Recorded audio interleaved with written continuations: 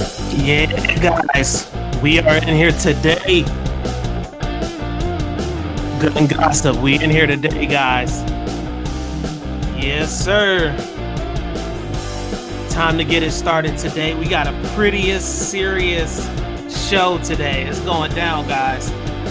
Hey, can you guys hear me out there in the streets? Let me know. I see y'all already turned up in the chats. Let me know if you can hear my voice. Just making sure the audio is good. Just put yes out there in the chats for me if you don't mind. All right.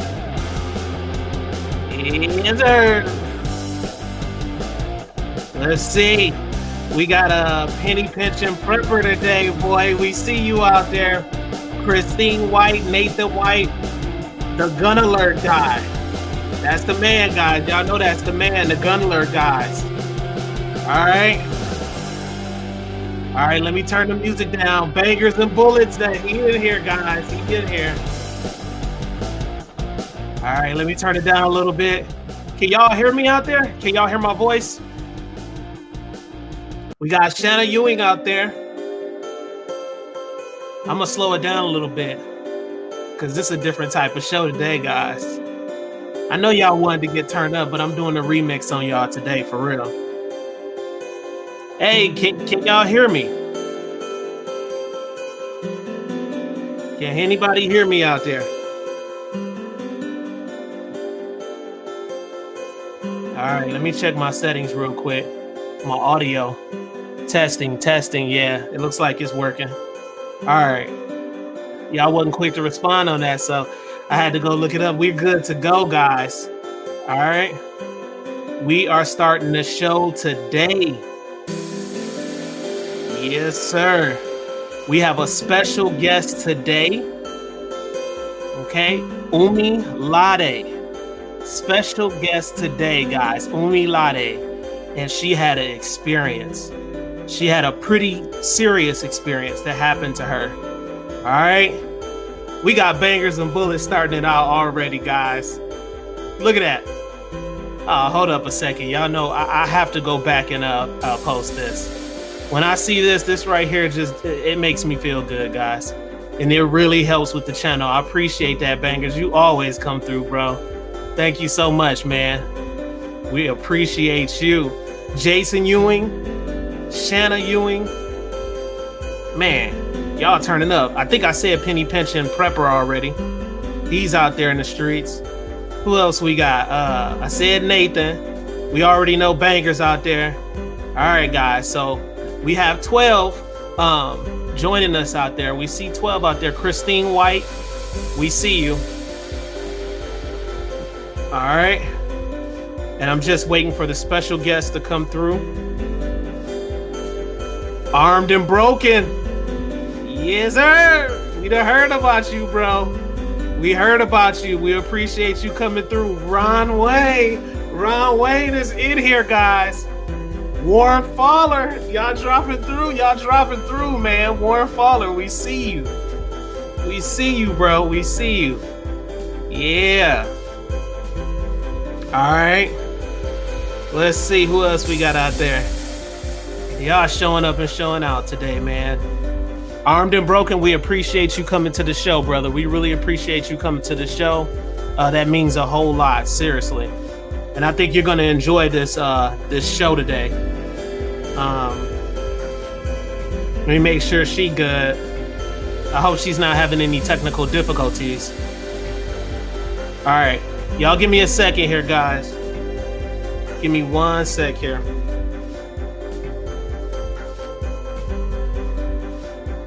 Y'all go ahead and chop it up out there. I'm hitting her up now.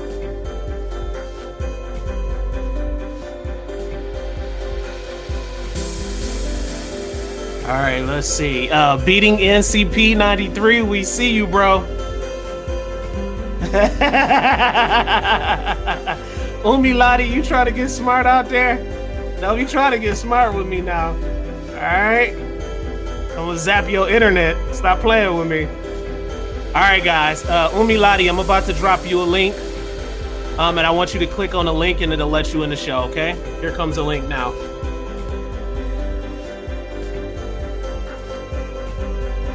This is the perfect music, actually, for her interest, I promise. This is a powerful, powerful person, guys. All right.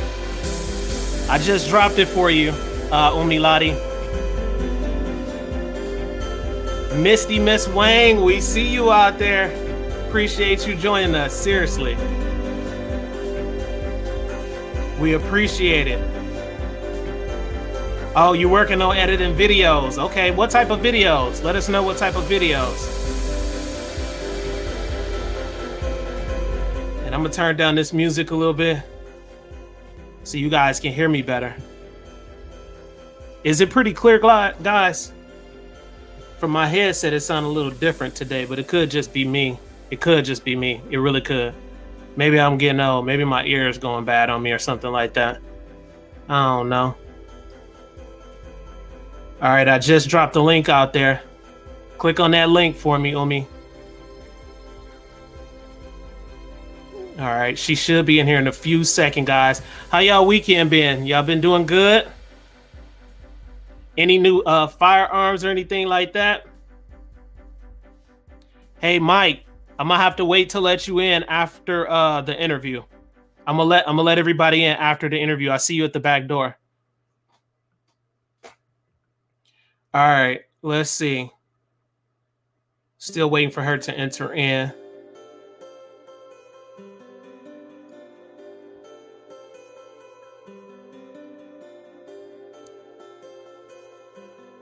Yeah, the clear music is cool, man. Bangers is relaxing.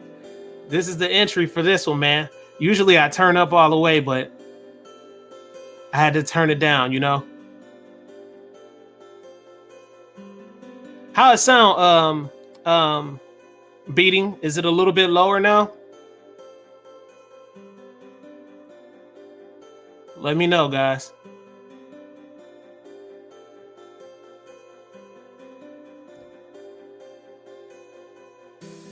All right, we got a lot to talk about.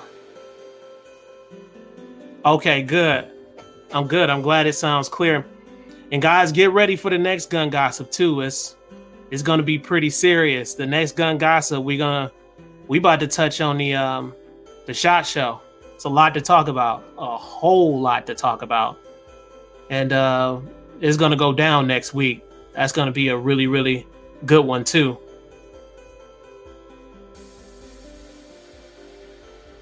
Let me see here, guys. Hang on a sec.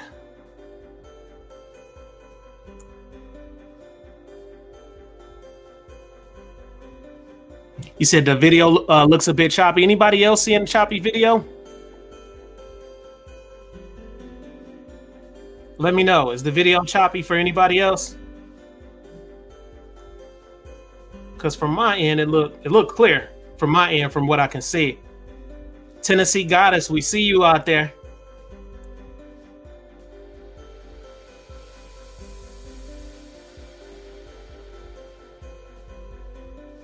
All right, guys, we got somebody knocking at the back door, boy. We got them coming. They coming. Y'all ready for this? Is y'all ready? I see them cheesing in the background. I see little Seven back. I see all these people just chilling. It's about to go down, guys. This is my extraterrestrial family, if y'all don't know. So it goes down in a major way. They not from this planet either. We got 17 out there in the chats, guys. I'm geeked up now. I was a little worried. Y'all seen it in my face, but guess what? We got a special guest today. Bam! Oh, that's interesting. Y'all in there. How y'all doing today? That's so good. cool. We good. Good. Y'all scared? You scared, Umi? No. I'm a little scared because I was never interviewed before except for this one time. You never been interviewed before? Only one time though. Okay. That was just for a commercial though. All right, well, we not gonna put the spotlight on y'all. You know, the spotlight gonna be on the queen right now. And then of course, you know, you guys can chime in and then we'll be able to discuss some things with you guys too, which is really, really good. But it's always good to make it a family affair. We appreciate all three of you guys coming through, and you know 3 is a special number, right? Yeah. That is an extremely special number. Creation started out at 3. That's a whole different conversation. Some people not ready for that one. But welcome to the show. We appreciate you coming in. Umilati, how you Yes. feeling right now? How's the essence of everything? Well, I just was laughing. We've been laughing in your comments or whatever, so that's why we got on laughing. Okay. Were you having any like technical difficulties or anything? No. Okay. How does the screen look? Is it clear from y'all end? Yeah. Yeah. Good, good. I wanted to make sure. I had one of the individuals out there in the chats. They were saying the screen was messed up. From my end, it looks pretty good, and that's why I was wondering if it was clear with y'all too. Yeah, it's cool. I like how you got this set up. I never seen it before. Really? Mm. Hold up, y'all. Hold up. She telling me right now, guys, that she don't watch Gun Gossip. See, if I could reach through this computer right now, I would. I promise. No, that's not what I'm saying. What you saying then? I've seen your videos. Okay. But I just never signed into this StreamYard. And okay. I take that back. I'm sorry. Yeah, apologize. Yes, I do apologize. StreamYard is an amazing tool. They have a free version, so you can actually download a free version of StreamYard also, and then they have where you can subscribe and they give you other features and things like that. So the one that I have is not the free version. I think it's a step up from the free version, but then they have, the ones that cost you a little bit more too. But this is good enough for me for right now, for what I'm doing. You know what I'm saying? That's cool. All right. Well, welcome to Gun Gossip, guys. We're about to get into it today. Umilati, we have a lot of people out in the chat. We have Carbon Q out there. She is a very, very important person. She comes through the chat. She actually brings the whole 2A network together, the Prepper network together, and other individual people that have channels. Bring them all into one area and then, try to get exposure for everybody. So this will be an important person you may want to network with afterwards. Also, we have some other important people out there in the streets. As you can see, can you see the chats? What about that? I just posted that. You see that? Well, yeah, I see that. Yeah, it says, welcome back, everybody. I have a lot of people. This is Carbon Q right there. So you'll see those pop up occasionally also, okay? Before I joined this live with you, I did just see her in my stream, like down my timeline. You did? Yeah, she was just there. I was like, okay, what's this? I'll look at it later because I didn't know who that was. Carbon Q is the real deal. She is a super networking person. I mean, just an awesome person in general. And she's kind of like us. She's not from this planet, I promise. Oh, yeah. So when you talk to her, it'll be an automatic connection because she's most definitely not from this planet. Okay. All right, guys. We're about to get started on the show today. Somebody look like they sleep. You ain't going to sleep. Yeah, boy. No, boy. I'm not sleepy. I'm just yawning. I'm getting a little sleepy, though. You got to hold it down. You're the man of the family. You got to hold it down. So you got to hold it down. But we're about to get started here today, guys. There's an experience that she wants to share with you guys. A pretty in-depth experience, and I'm pretty sure you guys seen the topic of the show today, so it's about to go down. First, I want to start off with how we actually met, all right? Which is very, very interesting, guys. So I met Umilati at work. I'm not going to say where, but I did meet her at work. We had worked together. I didn't know her at first, and I seen her over there talking with some individual people, conducting business and things of that nature. And when I saw her, I said, that's an interesting person. I don't know, just something just connected automatically. I can't explain it, but I said, that's an interesting person. And so I think I walked up to her. What did I say to you? Because I can't remember. I was on the phone and you were going by, like I was in like a lobby area and you were walking past like the entry of it, and you turned like, hey, what's your name? It was like super silent. What's up? Hey, what's up? I'm Umi. And then we introduced ourselves, and it's just like it's been fluent ever since then. So yes, absolutely. And ever since then, it's just been history, guys. Got to know her.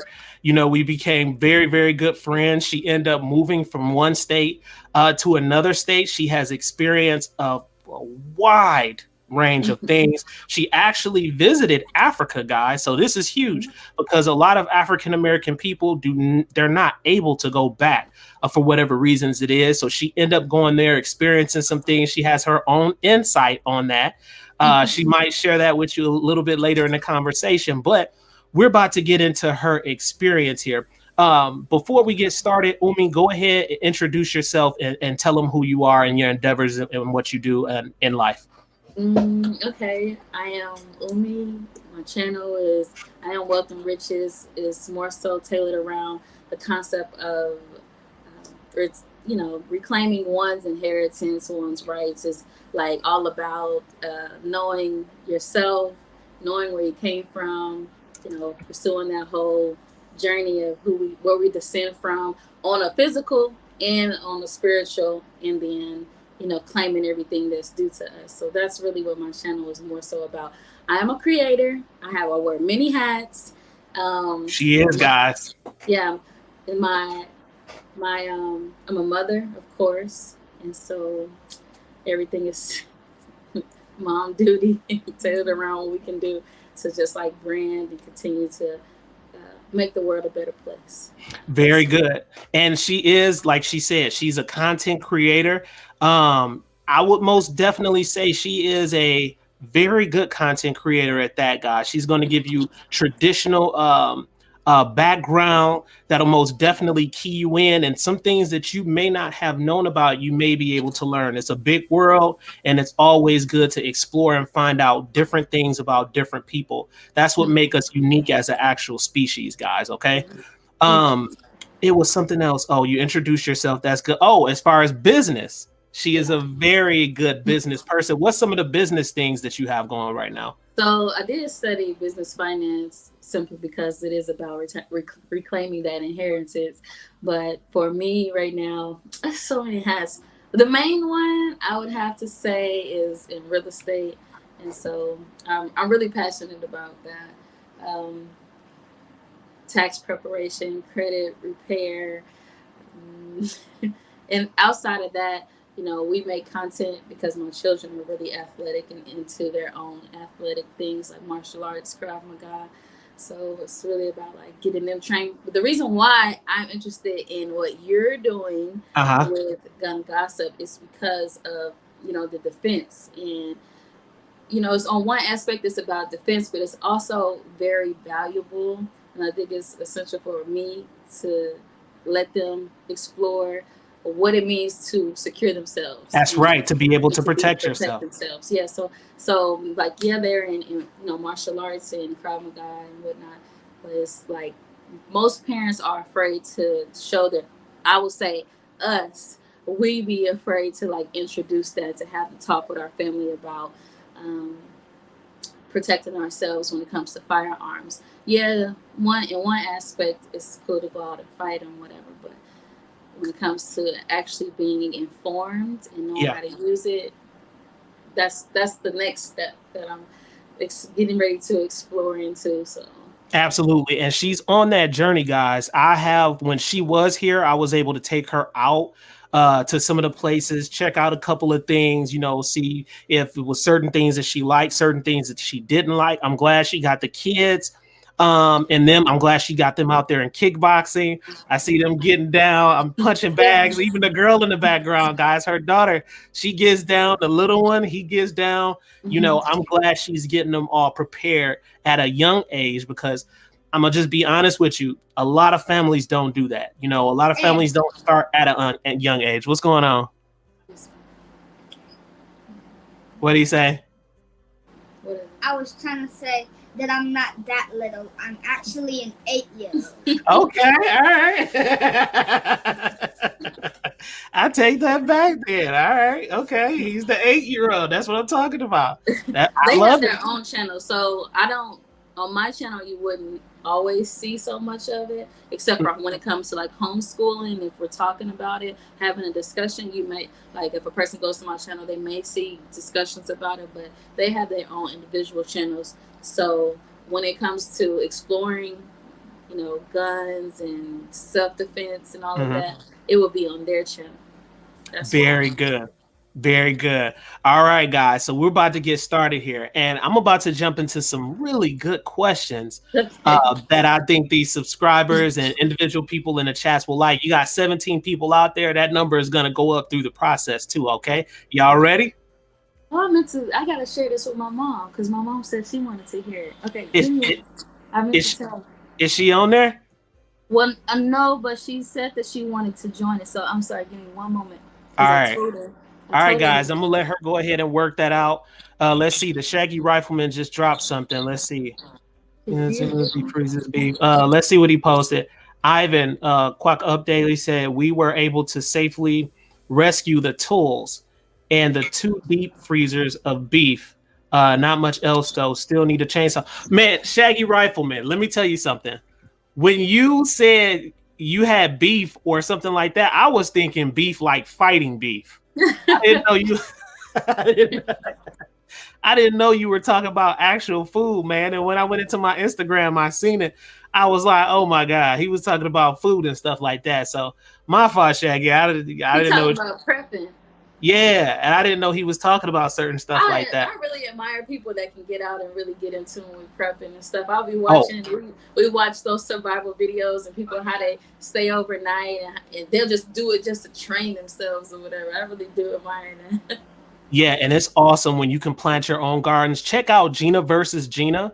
Carbon Q also is a prepper channel too. She incorporates that. But Gina versus Gina, today I was over at her channel and they were talking about prepping it. And some guy was actually showing his garden and how he plants certain things around there. I was like, wow, that's pretty intense. That's really, really good. Yeah, I have a lot of stuff I want to learn about, especially in the U.S. when it comes to like agriculture, because Right. I am interested in that. But then, getting their land to be able to do that, to be able to farm and harvest and whatever on there. So that's something I'm interested in. So yeah, I'm gonna check out their channels. Yeah, Gina versus Gina. Make sure you check her out. Now, I have a question. We're going to go down some of these questions. The first question I'm going to ask you here. Would you mind sharing your gun-related experience with our audience? I think that this was a turning point in your life that basically well-tuned you as an individual person to move forward with life. And I think it opened up another door for you. But would you mind sharing the audience actually what happened? Good. Yeah, absolutely. So another part of my story is that I've sustained gun violence about 12 years ago. That's when my daughter KK, she was 3. I had not had my son yet. I didn't have him until 7 years later after that. So, do the math right. Did the math wrong.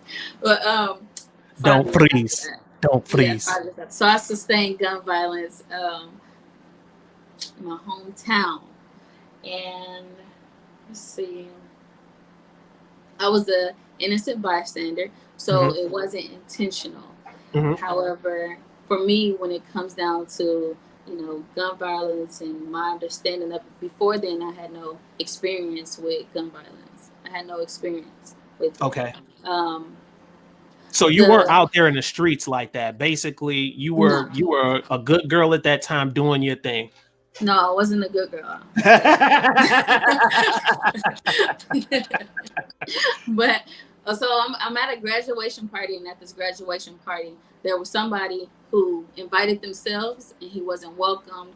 And because he was asked to leave, he decided to call his brothers, big homies, or whatever, and they came, and that's what time they were on. So they decided to just start spraying aimlessly into a crowd of people. So this is a graduation party in 2010. The kids had to be anywhere between like 16 to 18 years old. They were about like 23 years old. So like in the direction that I was running, the bullet entered my back, and it is inside of my spinal cord. So I have a spinal cord injury that has impaired my mobility to walk. So I use a wheelchair since that injury. And for me, I think that it didn't dawn on me, didn't sit with me until about 3 months after my injury. When they're like preparing for me to be dismissed from the hospital, the therapy center, and now I have to go home in this condition, versus the way that I knew before. And so, I have my darkness and my heavy time or whatever, trying to process it. But when it comes to adaptability, I think that's like the biggest thing that that I had to get through. It wasn't hard to like live, like move on day by day, because once you in it, once a person experiences something like that, it's just about like, okay, you're still here, so you keep moving, you keep living. Yeah, you just keep living. And I'm a mom on top of that, so it's not even just my life alone that I have to think about. Like, I have to think about my daughter. That's right. At the time, that's all I was thinking about. So I didn't experience like, I didn't feel like I was dying or anything like that. I remember asking, like, I don't know, am I dying or something? I remember asking if that was the case, but you know, like I said, So- it's adapting to that. It's adapting to still being afraid. Like, for years, I still had issues with hearing guns, or kids play with guns. It was traumatic. Yeah, I was gonna say trauma. Yeah, the trauma being traumatic when you hear things like that. And like I was explaining to somebody else, as far as, you know, in some of the really bad areas, the hoods and stuff like that, people have a negative outlook on firearms because a lot of the criminals have the firearms, and the good citizens are either restricted from getting them, or it's very difficult to get them in certain type of communities. So it's a stigma, a bad stigma on firearms in that case. You know what I mean? Tell me this: when you were hit and you ended up getting hit, I'm just visualizing this in my head, which is really crazy. But when that happened to you, did you realize that you were hit, or you didn't know? Because sometimes when people say, "Oh, I was hit," but I didn't even know that I was hit. You know what I mean? Yeah, it actually, like, there's not a pain feeling because it's so fast, but it was that knock. It's a knock that you experience. So I'm running in the direction that they're shooting towards, and I fall. And when I fell, I try to stand back up, and then I fell again really hard. And then somebody came and tried to pick me up. When they tried to pick me up, they was like, "You put her down, because if she shot, it could travel." Right. So they laid me back down, and then I just, I was laid there, and people were around me, and they were, talking to me, trying to make sure that I'm still conscious, and asking me questions, things like that. But then we waited for the paramedics to come. When the paramedics arrived, they drove me in the ambulance, and then they airlifted me to St. Louis. So. Okay, when they sent you over there, again, I'm visualizing this. I'm a very visual person. When they sent you over there, were they able to take out any of that shrapnel, or is the bullet lodged? Because I have a cousin, I'm not going to say any names, but he had a similar situation. And remember what I told you, that's what drawed me to you, is because my cousin had that same experience where he was hit in the spinal cord also, in a certain city up north, and it disabled him also. So did they leave some of the bullet inside, or were they able to take out majority of it? I didn't have surgery at all. I just was, put in ICU, from ICU to therapy. Therapy was inpatient therapy, outpatient therapy, and that went on for 2 to 3 months. So I didn't take it out simply because, when a bullet, when a bullet is shot out, it, you know what I'm talking about. Right. I know exactly what you're talking about. Kind of like breaks up and whatever. So, yeah. Or when it hits something, it breaks, right? Right. I didn't know that. I didn't know that. So it depends on what type of bullet it is, ladies. So, I mean, certain type of projectiles, when they hit you, Full Metal Jacket, some of them can actually clear your body depending on the velocity of the bullet and the grain of the bullet. So when that thing is traveling, if it's a Full Metal Jacket, basically, which, just to simplify it, it has a rounded end, it can travel through your body, and sometimes it can come all the way through your body. But then they have hollow tips, or some people call them hollow points, where it has a little hole at the top of the bullet. And then what that does, it causes what's called a mushroom. So you have the tip of the bullet right here, and what happens, that's the tip, and my finger's right there. And what'll happen is when it hits you, the mushroom will open up like that. And then those little parts sometimes right here can break off into your body and cause major damage, and sometimes cause a bigger hole or explosion in the body too. And it will not exit the body. A lot of times it'll actually stay inside the body and cause a lot more issues, problems. The bullet was said to be a 45 million. So am I saying it right? 45 million? Yes, they do have 45. Yep, yeah, so 45 ACP bullets. Yep. So that's what it was saying. I have a bullet in my spine. So I'm 5'3". Where my belly button is, it's there sitting in my spine. It didn't. They didn't move anything. I didn't have surgery. I didn't have any of that because they said that, like, I have a CD, like a disc, Hmm. and the disc basically is my X-ray, and it's where it is, and it's really small. Like, it broke up and it's into like fragments, and it's just like surrounding my spine in that area. And then the same thing with my foot, because I also have it in my foot as well. I have a bullet in my foot. They didn't do anything with my foot as well. So the same thing happened there. So that's all. I'm not comfortable.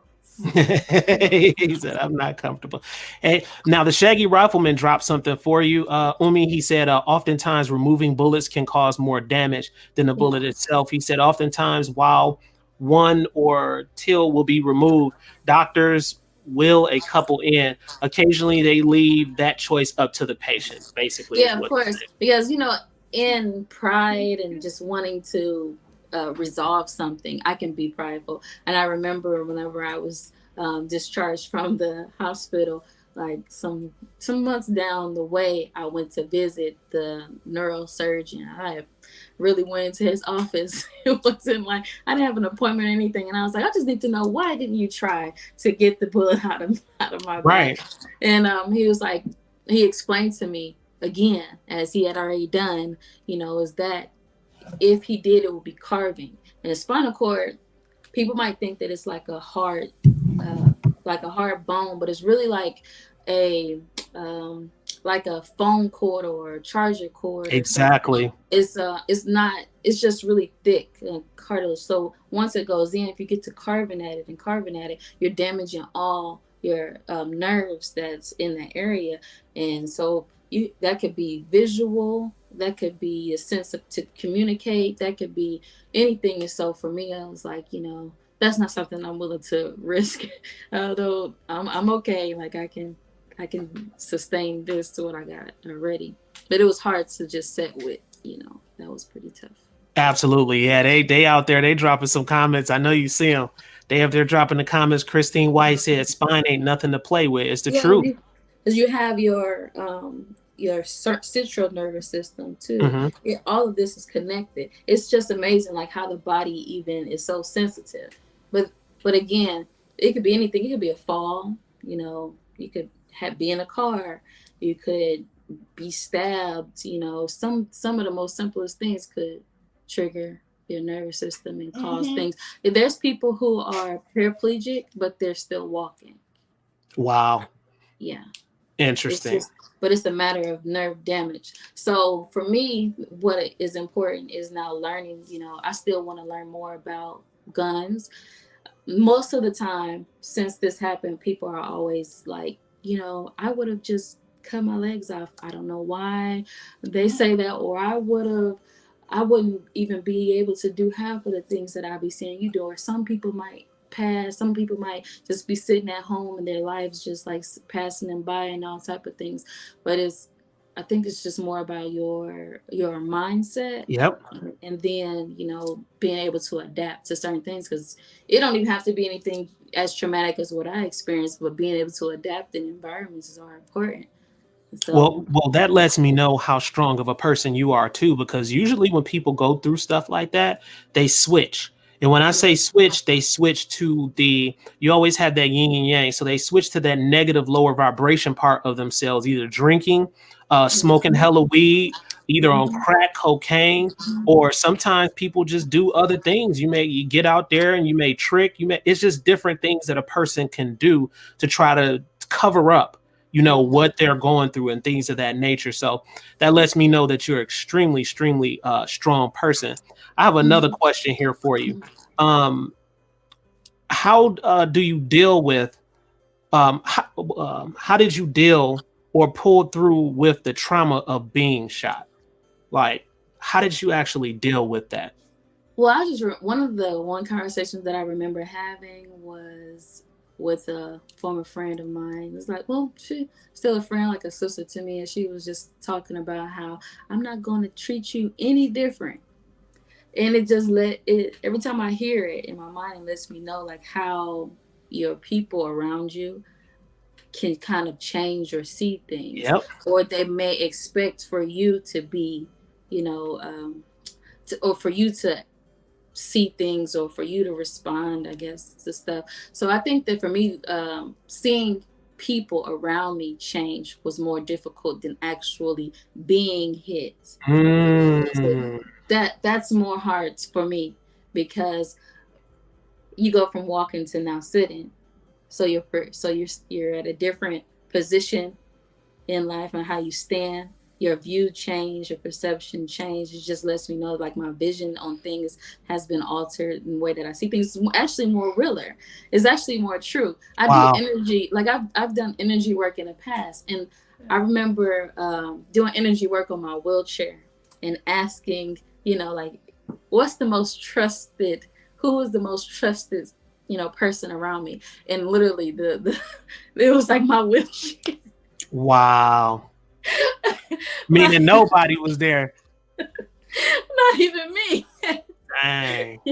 But it just shows me, like, your loyalty comes when you go through certain experiences. How did I adapt? How did I adapt outside of that? I wouldn't say the things that were going on in my life, I really felt like it was better. Like my life since is better than before. Understood. All right. Yeah. Thank you. Go ahead. Yeah, that's just all I'm saying. It's better than before. What do you say? People are clueless to what true power they have. Now, I'm going to tell you something about him, Umilati. Armed and Broken is a supporter. He came over to the channel specifically for you. He's in a wheelchair. All right. Oh, Yeah. hey. And he I like has. that name. You got to check him out. Armed and Broken. Everybody out in the chats, guys, go over, subscribe right now. We got to run up them numbers. Yeah, over. because I don't want to forget. I'm gonna have to go through here. Yeah, write that down. One of y'all grab her a pen and paper. One of y'all in the background, grab her pen and paper. That way she can write down Gina versus Gina, and then also type in Armed and Broken. Now don't be bumping into her little hidden pages on that phone now. You said Jenny and Jenny? Gina versus Gina. Gina versus Gina. Yeah, that's the prepping one. And then also write down Armed and Broken. He is also an individual person that has a wheelchair, but he believes in our Second Amendment and things of that nature. And he's getting out there and he's getting down, guys. So you want to check him out too. He specifically came through to check you out. Okay. I like the name of it. Yeah, it's sweet. You see his picture. It's super dope. I love it. Yeah. All right. I have some more questions here for you guys. So after your experience, did you hate guns afterwards back then? Not now. I know how you feel now, and we'll expound on that also. But in the past, did you hate them? And be honest and share that with us if you don't mind. I won't say that I hated them. I just didn't like, how they were handled. Like, for instance, if I see, and it still gets to me even to this day, if I see somebody that I'm cool with, or a young one, or my nephews or something, they like all this extra stuff to me.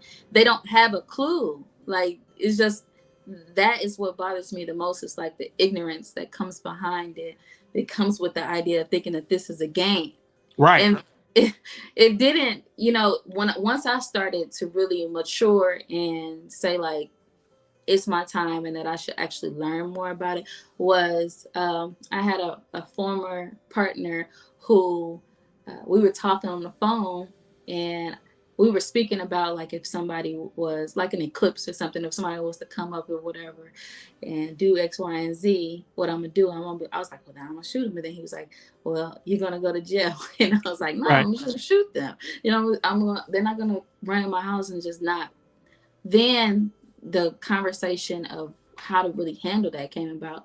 And so I was like, you know what? I'm gonna go and get my gun license. I'm gonna go take the exam. I'm gonna go study it. So, and that happened immediately, and I went to go do it. And then from there, he and I would go to the gun range from time to time. And then when someone else sounded just as ignorant as I did, I would tell them the same thing too, because my auntie, my sister, all of them say the same thing because they're not informed. But Yeah, after my injury, yes, I will be very frustrated, or I will get upset whenever I see like my little brothers or my nieces or nephews playing with even toy guns, because we live in a time that even toy guns can be misrepresented or misconstrued as an actual firearm, and now they, somebody can lose their life because they're playing with that. Especially if they don't have a clear understanding about what the tool is supposed to be used for. I Yeah, mean, when you do have those toy things, you have to really explain to them and say, "Hey, this is a tool, and this tool can be used in a bad way, and it can be used in a good way. It can be used in a good way to protect your family, to protect a loved one, or it can be used in a good way, protecting a friend also." So it's always good to explain those things. Yeah, the Shaggy Rifleman dropped that, Umi. I see you looking at it. So he yeah. said, Umi, have you thought about doing some custom work on your wheelchair? I know at one point there was a wheelchair community on YouTube similar to car and gun community. Um, there's a few things that I think about in one instance. I always say that, even though the time has passed on it, but it was about like my rims being customized or something. That was on some plan. But in terms of like my gun, like holding my gun, I always thought that like under my seat there could be like a small compartment for that, so where it can be stored, because it's a lot to think about. Like even like you know how some people normally might have a holster, or they have Right. it on a book bag or something. That's just too much for me to try to add on to it, and it makes me an easy target. I feel like it would make me an easy target if they saw something out like that. It's Kind visible. of It's like too open visible. carry. Yeah. Yeah, if they saw something visible like that, it could make me like an easy target, and I don't want to be anyone's target practice at all. No, You that know. makes sense. And then as far as the wheelchairs too, there's a young lady at Bass Pro Shop. She's in a wheelchair also, and her wheelchair is so dope. I mean, she has like these little tractor things. It look like a little tank. It's like tank wheels. I kid you not, I swear. Tank wheels, and she goes out dunk hunting on Yeah. her wheelchair. And I Hmm. was like, man, that is super sweet. Got the little tank wheels and everything, so nothing can stop her. She's Yeah. going through, the water and all that stuff. I thought it was pretty cool. Oh Of course, wow, that's dope. yeah, that stuff costs some money, of course, but Sure do. Bangers and Bullets just dropped something right here. He said, coping mechanisms are beautiful to utilize when equipping the mindset to bounce back with resilience. Recognizing mental triggers allows you to see the dips in mental health before they actually happen. What you think about that? I'm a really big advocate on mental health and whatnot, and always, my children are too. Is like mentally aware in certain instances, so we talk about it back and forth. It's just important for me to do like a lot of introspective work in order to cope with things that's going on around us, because there are some people who are more advanced than me, and then there are some people who are just complacent in where they are. And so for me, that's a sensitive thing to go back after something traumatic like this has happened. And then I've had to adjust and move forward and progress in my life, and then go back and I see certain people who I love and value, and they're still in like a complacent time. That's more sensitive to me than it was when like whenever I got injured. I think I'm Okay. Armed and Broken dropped something for you, which I think is really important coming from him. He said, I have a vid on how to carry.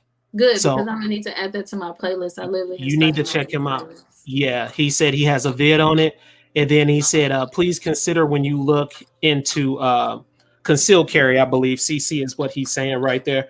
All right, very good stuff. All right, thanks for sharing that with us. We'll go to the next question here. Have you been able to share your experience with anyone to help them out in life? So, Um, you know, I besides the people who know me, who have greeted me, who've seen me, I believe that I make an impact on anybody's life that I come encounter with. there you go. But I've lately have kind of restricted myself on sharing information because of the consciousness of where people are at Yep. times. So They so ratchet online, Umi. They so ratchet. yeah, They so ratchet. I can get that way too, but I ain't gonna. I don't want to have to go there either. But I would like to be able to speak more. So like I have researched, because I am out on the West Coast in California, Mhm. and so gun violence is really big out here too, especially in LA.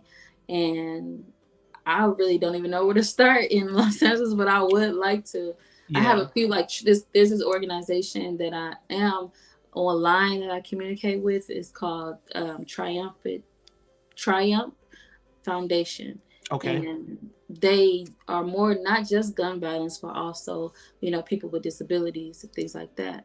Mm-hmm. So I plan on reaching out to them now that, the pandemic and all that stuff has swooned down. Okay, very good. Thanks for sharing that with us. I'll go to the next one here. Is there any type of like robotic support for the legs that could possibly help with walking you've seen out there? And are you even interested in something like that? I know you don't need prosthetics or anything like that Right. because you still have your limbs and they're intact. So have you seen anything that you was like, I might like that? Not of the robot thing, but see, that's me. You know, that's me all day. If that happened to me, I'm straight up. I'm serious. I want the robot legs. I would try it. But it wouldn't be like, oh, I'm living like this every day. I don't know. Right. Because the reason why I say that's because early in my transition, I remember going to therapy and they would put us on a standing frame. And I remember how exhausting it is to stand. Okay. So I believe it has something to do with like the connection and with the spinal cord, the air, the oxygen that travels. Once you stand, you become really lightheaded if you haven't standing a long time. So I remember that happening to me. So it would take a lot of training to be put into something like that. You just can't get in and expect you to be regular. It's for it to be okay. You have to do a lot of training to do that.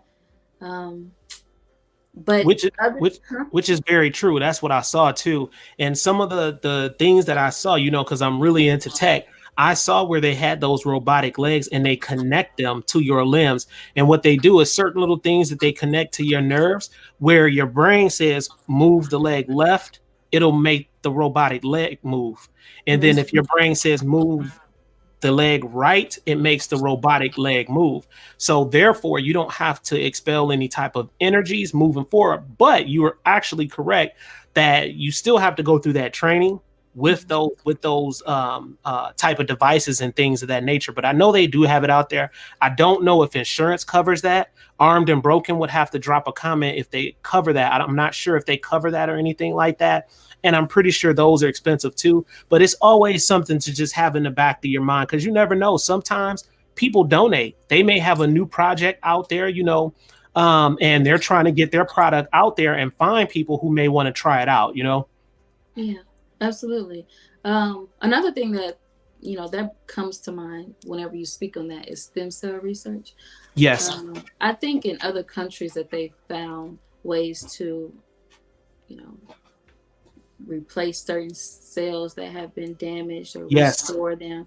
Like I know in the past, I remember looking up, and it was in Belize, I believe. Belize and Costa Rica, that they had there was like a doctor there that had found, some ways, or he had advanced in some ways to help people who've gone through it. But the thing about it is spinal cord injury is so tedious.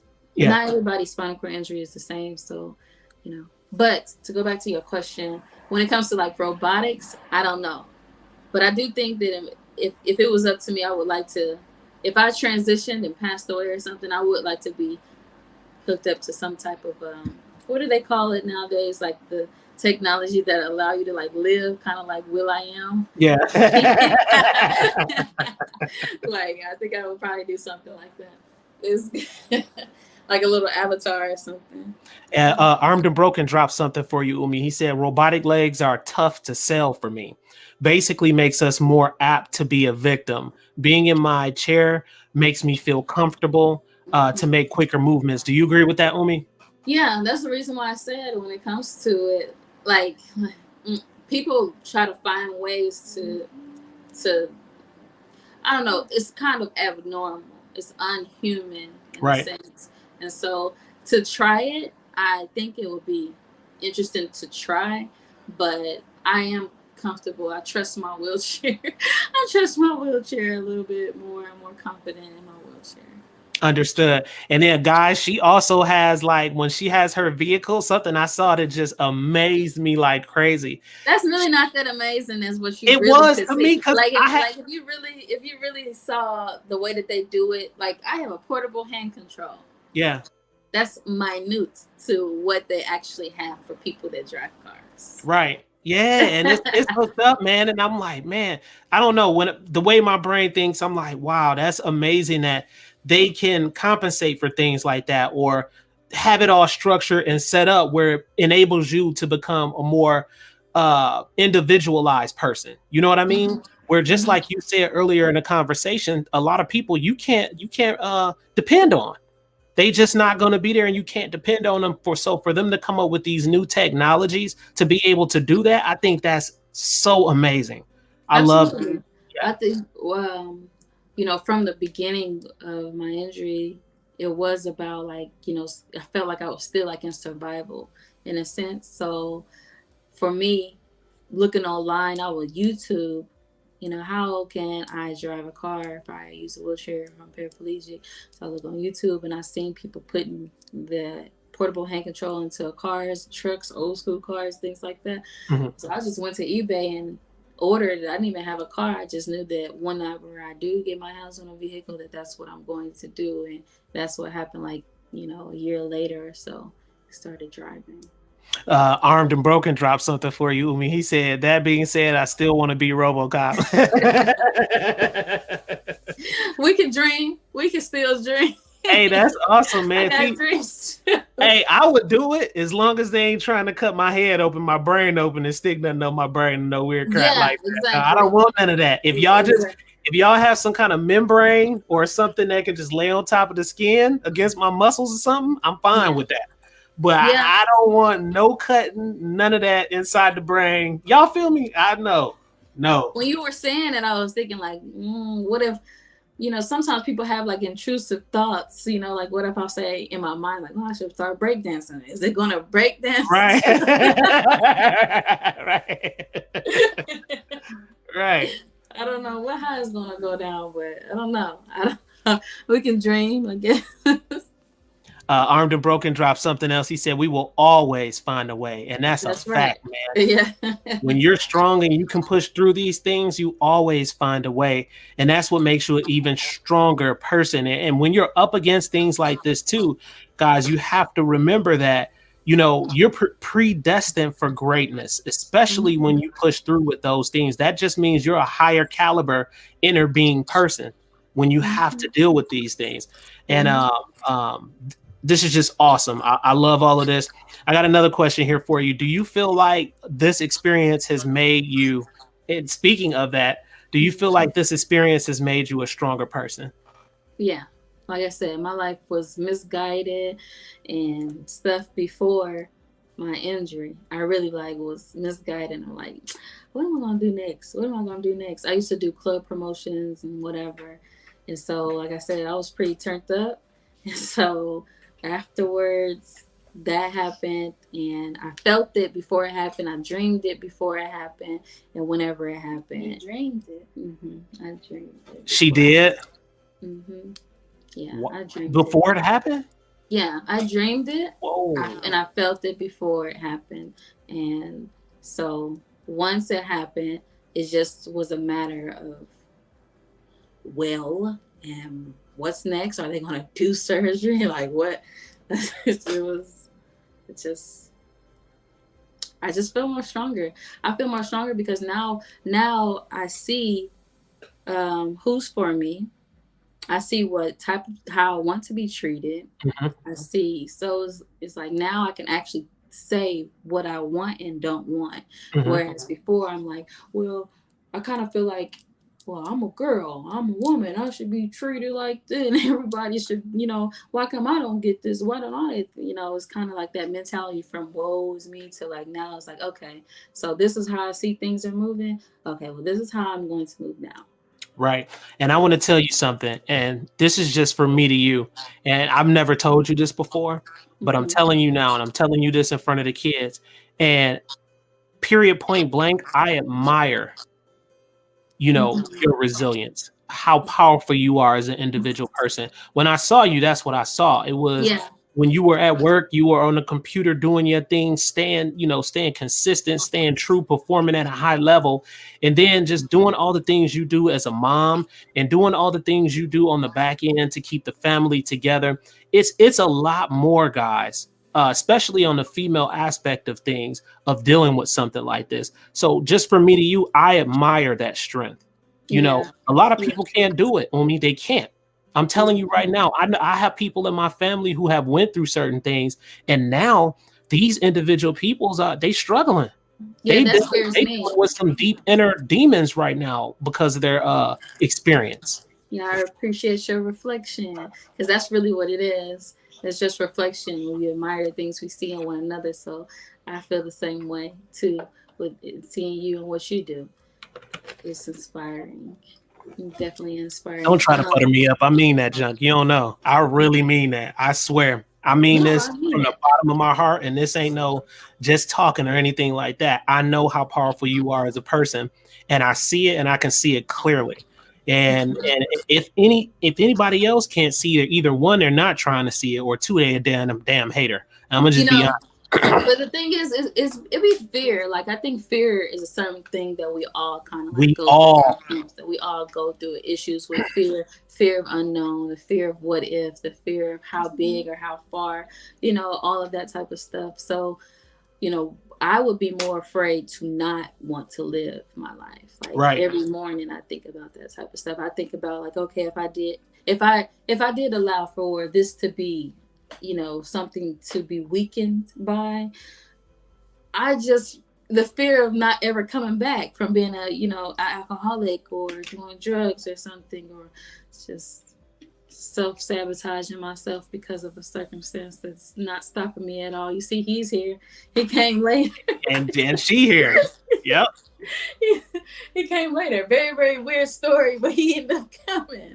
He really did come. But I don't believe I don't believe that it was by default at all why I sustained gun violence.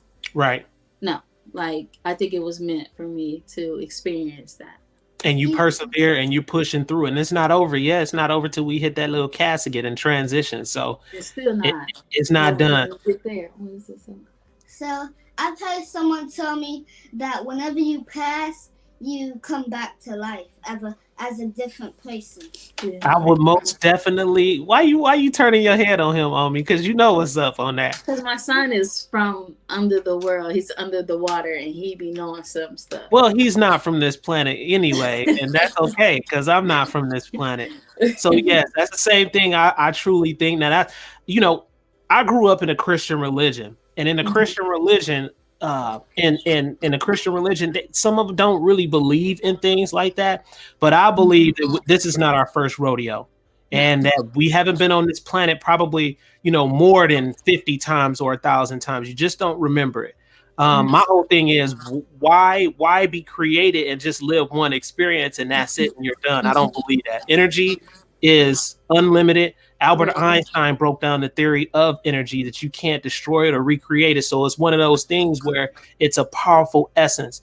And the kid, I think, is on to something when it comes to that. Multidimensional, yeah. I like Armed and Broken dropped something for you on me. He said, adversity breeds strength. Awesome to see another strong soul getting through it and thriving. Yeah, absolutely. Yeah. I can't wait to view his channel. I can't wait to see what he be on. Oh, yeah. He's most definitely gonna have some turned up stuff, and she is too. I know she is. She looking in the background so serious right now. Why are you looking so serious? I'm just paying attention. Yes, and I'm telling you guys, this conversation is gonna go down in history. This is something that's just. I really wanted to expound on this, talk to her about this experience, and first I wanted to make sure that it was okay with her to share the experience because everybody deals with things in different type of ways. Let's see what are they talking about here. Let's see down in Water Clean. Oh, they out there gossiping, Umi. What? They out there it's gun gossip shows. So they out there just talking crap to each other, talking about certain things. Let's see. Does Armed and Broken have children? Armed and Broken, do you have kids? Drop it for us if you don't mind. She wants to know if you have kids or not. Yeah. Because I think, because my daughter was 3 whenever I sustained gun violence. So I don't even know when it actually could have registered. Do you even remember, like, if registered, like, I had got shot? Like, no. So I don't even think it actually clicked. How old was she when that had happened to you? How old was her? She was 3. Okay. Mm-hmm. And he hadn't came into play yet? No. Okay. Right. No. It happened 2010. He was born 2004, 4 years later. Armed and Broken gave you your answer right there. He said no. He says no. Okay. Yeah. So now that I'm on your show, I want to know more about like situational awareness. Oh. And I want to know like what's the best way to like introduce that to children. Very good. All right, I'm gonna pull some special guests into the chat, guys. She wants to talk about situational awareness. If you don't mind, Umi, I'm gonna pull some people into the chat so we can have a more close and personal conversation with you about that. The gun alert guy, Mike, are you out there? And if you are out there watching, Mike, go ahead and drop it in the comments. I'm gonna pull Mike in. I'm also gonna pull Armed and Broken in if he wants to come in. And I'm going to pull in, who else was out here? I'm going to pull in Tennessee Goddess if she's still out there. So you guys let me know if you're out there and if it's anybody else that most likely wants to join us on this show real quick. All right. Let me know in the comments now, guys. Drop it in the comments. And so I'm going to. Would they comment or should I stay on here or what? Yeah, you guys stay on here. Yep. And I'm going to bring them in. You'll see the little captions pop up. And then I'm going to bring them in real quick. All right. I'm going to go ahead and invite them now. I'm going to drop the link so they can come in. That's cool.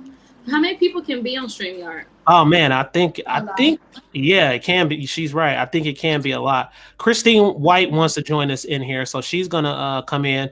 Armed and Broken, if you want to come in, make sure you come in too. And let's see. Let's go ahead and pull it in here, guys. Let's see. All right. So I just dropped it out. Tennessee Goddess says, I'm here for about 10 minutes. Tennessee Goddess, I need you to jump in real quick before you leave. Mm-hmm. Tennessee. Yeah, audio is an option. You can do audio, Armed and Broken. All right. I'm waiting for them to come in. They should be knocking on the back door in a few minutes. Let's see. Did I drop the link, y'all? Umi, you see the link? I did drop it. Yeah, I dropped it. We got Tennessee Goddess in here. Oh, we got Christine. They coming in hot. They coming in hot, boy. They coming in hot. All right, they coming in hot. Here they go. It's good that you got like you love what you do. That's really good. I do. Oh, Tennessee Goddess just dropped off. I guess something happened with hers. Bam. All right, we got Christine here. Hi. Hey. All right, Christine, you are in here. Tennessee Goddess dropped off. She must have had technical difficulties. So she should be coming in a few minutes, Christine. We're going to wait for her. Oh, boy. Guess who we got for you, Omi? Bam! Armed and Broken is in the house. So then they can't hear the voice. That's what's up. Hello? I got to turn the camera on. Yes, Armed and Broken. We can hear you, brother. And then we have Tennessee Goddess in here too, guys. Hey. We have here for a few minutes. All right. Cool. So let's go ahead and break down real quick for her, guys. She wants it. Now, of course, Umi, I have a live. When you go into the playlist, you'll actually see a live that talks about situational awareness. And we talked about that a couple of weeks ago, but I want them to touch on it real quick for you. I'm going to start with Armed and Broken. And then we'll go around and I'm gonna just let them tell you a little bit about situational awareness. Okay, cool. Well, for me, hi everybody. Hey, Broken. Welcome to Gun Gossip. Thanks, man. Thanks for having me on. This is awesome. I've never done a live, so really? Yeah, you're popping cherry. Kids, y'all didn't hear that. Yeah. We got some background noise. Somebody's got something clicking, and I can hear music. I hear something clicking. I don't know what that is. Mom. Maybe Oh, you you don't. know what? You know what, Miss Tennessee got us? I think that might be the audio with Armed and Broken that he came in, but it's okay. All Okay. right. Go ahead, Armed and Broken. As far as situational awareness, ditching the headphones, that's always been a thing for me. Mm. And I'm super paranoid. I'm always looking around. I'm always seeing, who's around. I'm always keeping in contact with people. Mhm. If I'm telling them I'm going somewhere, in case my truck breaks down or if something should happen, somebody's gonna know where they can start looking for me. Mm-hmm. So other than that, as far as safety, just being aware, trying not to get into places where there's going to be an issue. That's I right. mean, that's the biggest part for me. If I see there's possibility of something going on, I just avoid it. I don't. There's nothing worth getting into some craziness because of something in particular. Yeah. Because I wanted to do something or go somewhere. Yeah. But that's the biggest thing. But if you can keep all of your senses free when you're in a position where somebody could do something, Mm-hmm. yeah, definitely you want to have everything available. And just to go back a little bit, it's really crappy that you had to deal with what you did, because growing up, I was at parties where there were shots and all that kind of stuff, and thankfully nothing ever happened. But yeah, I mean it's crazy that stuff goes on, and it goes on way more often than it Oh, should. But it's very often, and yeah, especially in the dilapidated cities and But I fall out. in high crime rates and things like that. yeah. So, but you're doing awesome, man. It's to see another person like yourself, doing what you're doing and wanting to progress and looking into self-protection for you and your family. I mean, that's what it's all about. Yeah. For sure. It is. Absolutely. We appreciate you sharing your viewpoint on situational awareness. We're most definitely going to add that in to this full discussion of what we're talking about. We would like you to stay on real quick. Sure. Tennessee Goddess, then we're going to hit Christine. But Tennessee Goddess, go ahead and elaborate on situational awareness for us for Umi, please. Okay. Situational awareness, basically Okay, my phone is being worked. Y'all hear that? Yeah. What's that? It's like someone else talking. I know, but I don't see nobody moving their mouth though. That's like an audio or something. Yeah, it's like there's some audio and I can hear a keyboard every once in a while, like someone's typing. Okay. All right. Jacqueline Graves, we appreciate you coming through. That's my mom. It What is? are you doing on here? Yeah, we appreciate you coming through today. Where's she at though? She right there in the let me post it for you. She right there. Bam. There she is. Oh, wow. She's a little bubble heart. Hey mama, we see you out there. Wait, was that her that was speaking? Yeah, that's her. No, that was me. Oh, Okay. no, not you. At the You same remember the time. other person that was like, Oh, I don't No. think it was because I don't have her in backstage. No, so that wasn't her. okay. Okay, go ahead, Tennessee Goddess. yeah. So for situational awareness, basically just know your surroundings and what's around you. My ladies group this month, we're doing just a kind of like, we call it an observational scavenger hunt, so that it helps you prepare for your situational awareness. So basically you make a list of things, like you're looking for someone with a red tie, someone with red shoes, yellow shoes, flip-flops, shorts, things like that. And so you check them off your list so that you know that you're looking for those particular things. So when you're looking for those things, you actually see other things. You can see people that maybe look a little sketchy. Yeah. Somebody that is, very fidgety and looking around that something is just not right. We always say, of course, put your phones down. Don't walk or be in your wheelchair rolling around with your phone, looking at your head in your phone anytime. Being out like that makes you a prime target. Don't stand outside your car or door or store standing there counting money. That makes another target. Yeah, true. You know, of course, with your children, they need to recognize that, you know, somebody is following them. If you move one aisle and you go to the next and that person's there, you can try to make eye contact with them. Usually, if you make eye contact with them, if it's not a person that is trying to harm you, they usually leave, or they're like, they get kind of like, what's going on here? Other times, you know, make sure you're looking over your shoulders or who's there, what's going on. So those are a lot of things that you can do. But the observational scavenger hunt is something pretty interesting. I actually did it today, and it was like, wow, I checked off everything on my list. That sounds fun. You know, also, there's a thing in this. It says, navigate by touch and feel. Understand this does not sound like a situational awareness exercise, but bear with me. Situational awareness does not only apply to what you can see. Having a good perception of what is around you And it's on our way home. sense of touch and extremely useful. This exercise will combine your sense of touch and memory. For this, you need to set up some small obstacles, then turn out your lights, and then you need to carefully navigate your sense of touch and memory of obstacles.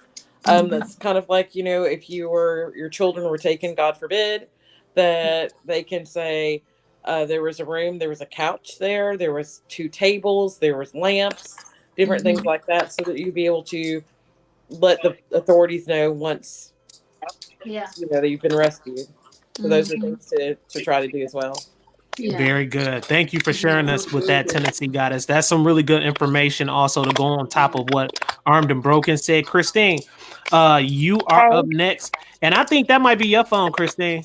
Because when you disconnected, it dropped out. It might just be service, whatever it is, but it's cool. Go It may ahead. be because mine and Nathan's phone's in the same room. I think probably so. But go I'll ahead get and turn his. okay. Go ahead and share with us, you know, your viewpoint on situational awareness. Well, she was talking about situational awareness with her children as well.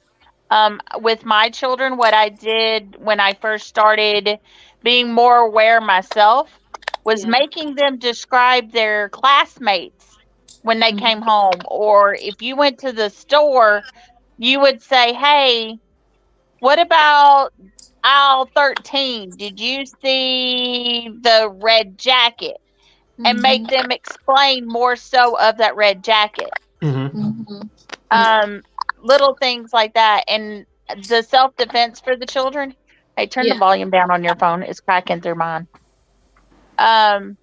Whenever you do the defense for your children, that's good for them to know, but also so they have to understand that is a last resort. Their first resort is to get away. Yeah, that's true.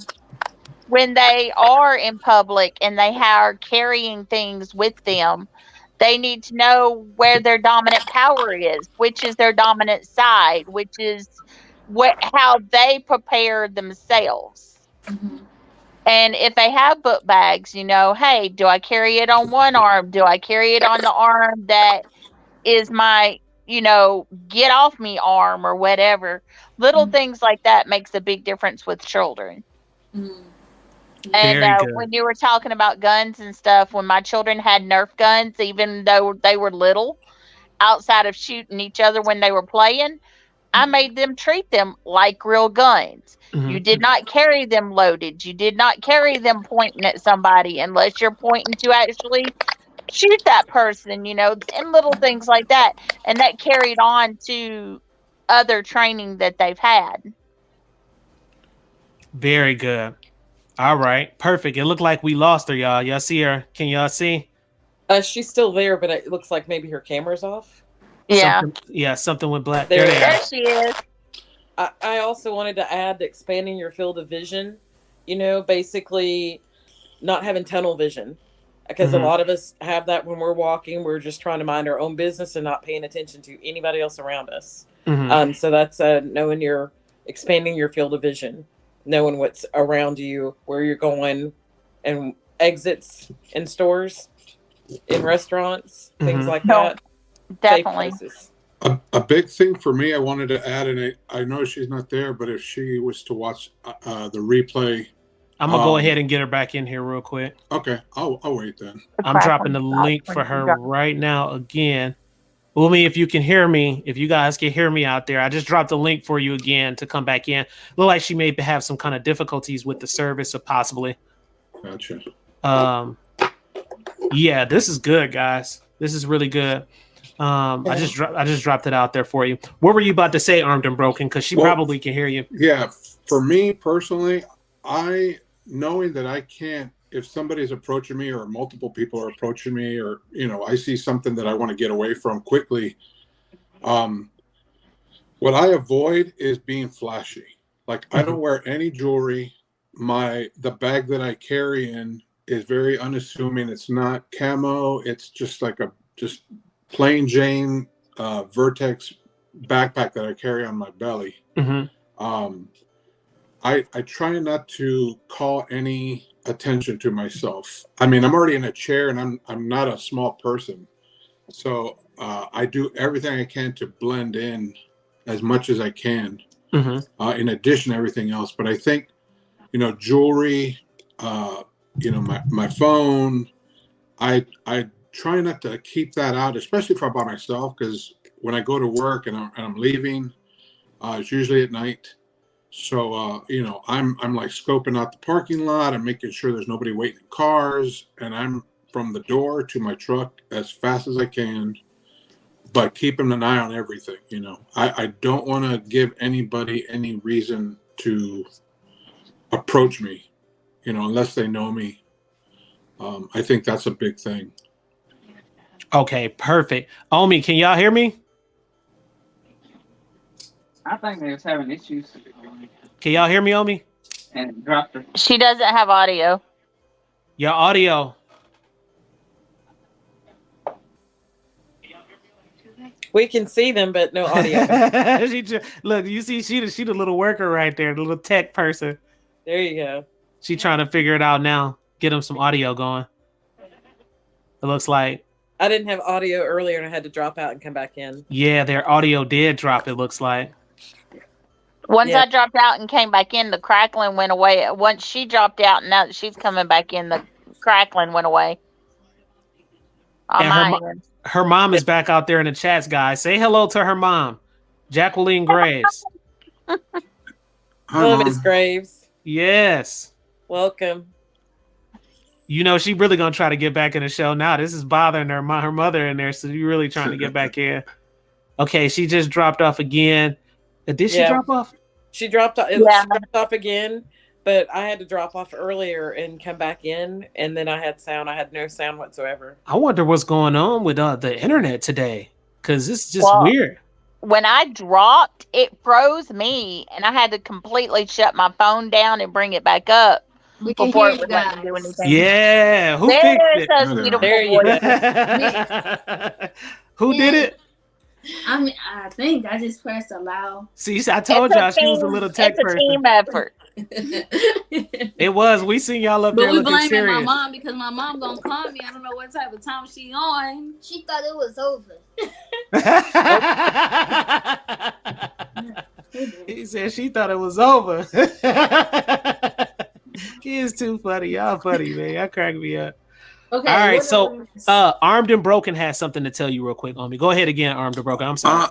No, it's fine. I was just saying, I know it's probably easier for guys, but I try not to draw attention to myself, so I don't wear any kind of flashy jewelry or I don't want to give anybody any reason to come at me. Right. And that for me is huge. If I had the camo bag, with my carry in it, or, I was wearing all sorts of rings and stuff, somebody can just easily run by, grab it, and take it. Because I'm not chasing any. I mean, all they got to do is hop down a curb, and I'm kind of screwed. Right. So, I try to blend in as much as possible. I want to be just kind of like a ghost, like a gray splotch that nobody notices. As hard as it is, because we're in chairs. You just kind of want to blend in as much as you can and not draw any attention to yourself unless I can see, like, if you're going out with a group of people and you want to get dressed up and do that kind of jazz, then you've got backup. Right. But when you're by yourself and you know that you're going to be by yourself, yeah, I would just kind of keep it as chill as possible and go that route, you know.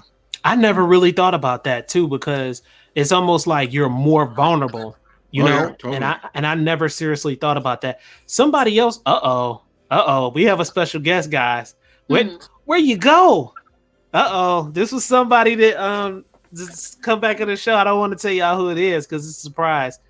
I think they're coming in to meet you, Omi. Okay. Let's see. Come back. I don't want to say your name because then they'll know. She should be. Let's see. She should be coming right back in here. All right. So yeah, I don't. You know, it's almost in one instance. I always think like I should not have to like filter myself because of how people think. You know, I shouldn't have to just like dress a certain way because of certain people. But then on the other hand, I'm not really a flashy person anyways. But like, definitely I want to stay, you know, low profile like you mentioned. Oh yeah, totally. It's, I mean, we're at a severe disadvantage when it comes to self protection. I mean, we're already dealing with a lot of stuff, you know, that 90% of everybody else doesn't have to worry about. Right. So, you know, we have to try 90% harder to not make ourselves a victim. What's up, Carbon? I'm sorry, I didn't want to interrupt you. Hi, everybody. How you doing? She has made the grand entrance, guys. So sorry to drop off. My mom's not feeling well, so I'm gonna call and check on her. Thank you for coming through, Tennessee Goddess. All right. Have a good week. Have a good week. Thank you. All right, Carbon, go ahead and introduce yourself since Omi doesn't know who you are. Hi, Omi. How are you? Hi, kids. Hi, everybody. Hi. So nice to see y'all. Such a pleasure to meet you. Such a strong force. It's a beautiful thing to see that you're on here telling your story and that you are fearless with it. You're not afraid to step into the two-way arena. Is very powerful. Just from a female point of view, from a mom's point of view, something that could have taken them out. Here you are, just taken by storm, and I absolutely love it and support that 110%. You are not letting it set you back. You are letting it tell you forward, and I that is so awesome to see. See that. I'm glad to see it. I'm glad to see the reflection as well. She needs to get up because she almost was late for class. Sorry, I didn't hear you.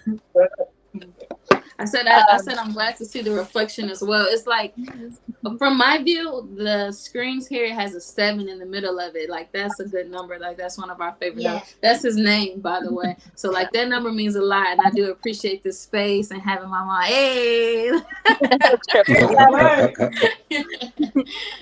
and then like, you know, the resilience of all of us come together, the mindsets, so all of it is like mind over matter type of thing. So I appreciate the reflection.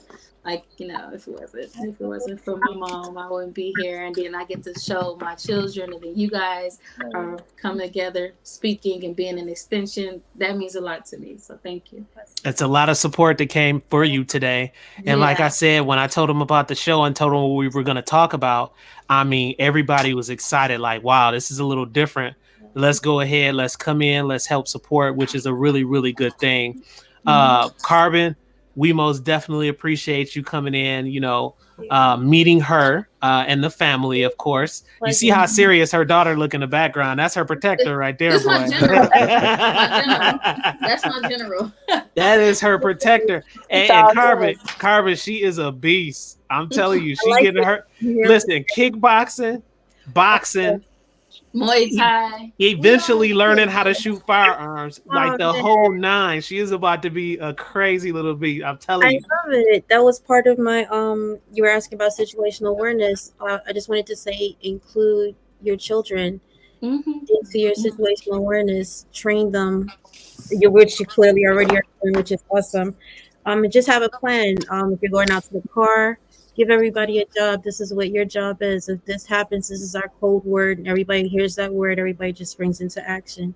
I actually learned that from girl ATL. She trains her children Mm-hmm. like that. And I thought that the first time I ever heard her talk about that, I was mind blown with her because they have a routine from beginning to end. And I'm going to put the link in there so you can check that video out as well. But including your kids helps you out a lot where they can be an extension of you in different places as long as you train the mind to Yeah. your commands and this is what happens if this happens. You speak your code word and the kid's already in action, gives you a little bit more control over a situation that you might not be in control of at that time. So definitely I love to hear that. Muay Thai? She does Muay Thai? Hey, say what, Carbon? I said Muay Thai? She does Muay Thai? That's crazy. Salute. That's crazy. Did you do it too? No, but I know a few people that do it, so I know it's not an easy sport. They might talk No. about that. Not at this point. Both my She's children she's have doing had Muay martial Thai, cross fitness, Krav Maga. Ooh, Yeah, it's a couple of them. So it's cool. Penny Pinch and Prepper just dropped something, guys. He said, let me post it. He said, I'm not from this planet. I've been meaning to ask you, is 777 about the second coming of Christ? Well, I'm gonna tell you this. I'm gonna tell you this. 777 has a very in-depth meaning. And when you look at 777, it actually has different meanings across the globe. So when you circumnavigate the globe, there's different meanings for 777. And when I compare all of those 777s together, I said, you know what? That's a good number based off, their interpretation around the globe. I said, that's a freaking good number. I think I need to roll with that. And I'm going to tell you something. It was predestined for me to have the 777 because I ended up getting a phone number. I wanted to pick my own phone number. I wanted to pick it, but my number was given to me, like just automatically given to me. I was kind of pissed off about it, but they gave me the number, and my number actually, one of my numbers, has 777 in it. And I was like, wow. Yeah. When I think about that, before I even started my YouTube channel and started all the, this whole branding, how to market myself and things like that, before I even got started, that number had been with me a long time ago.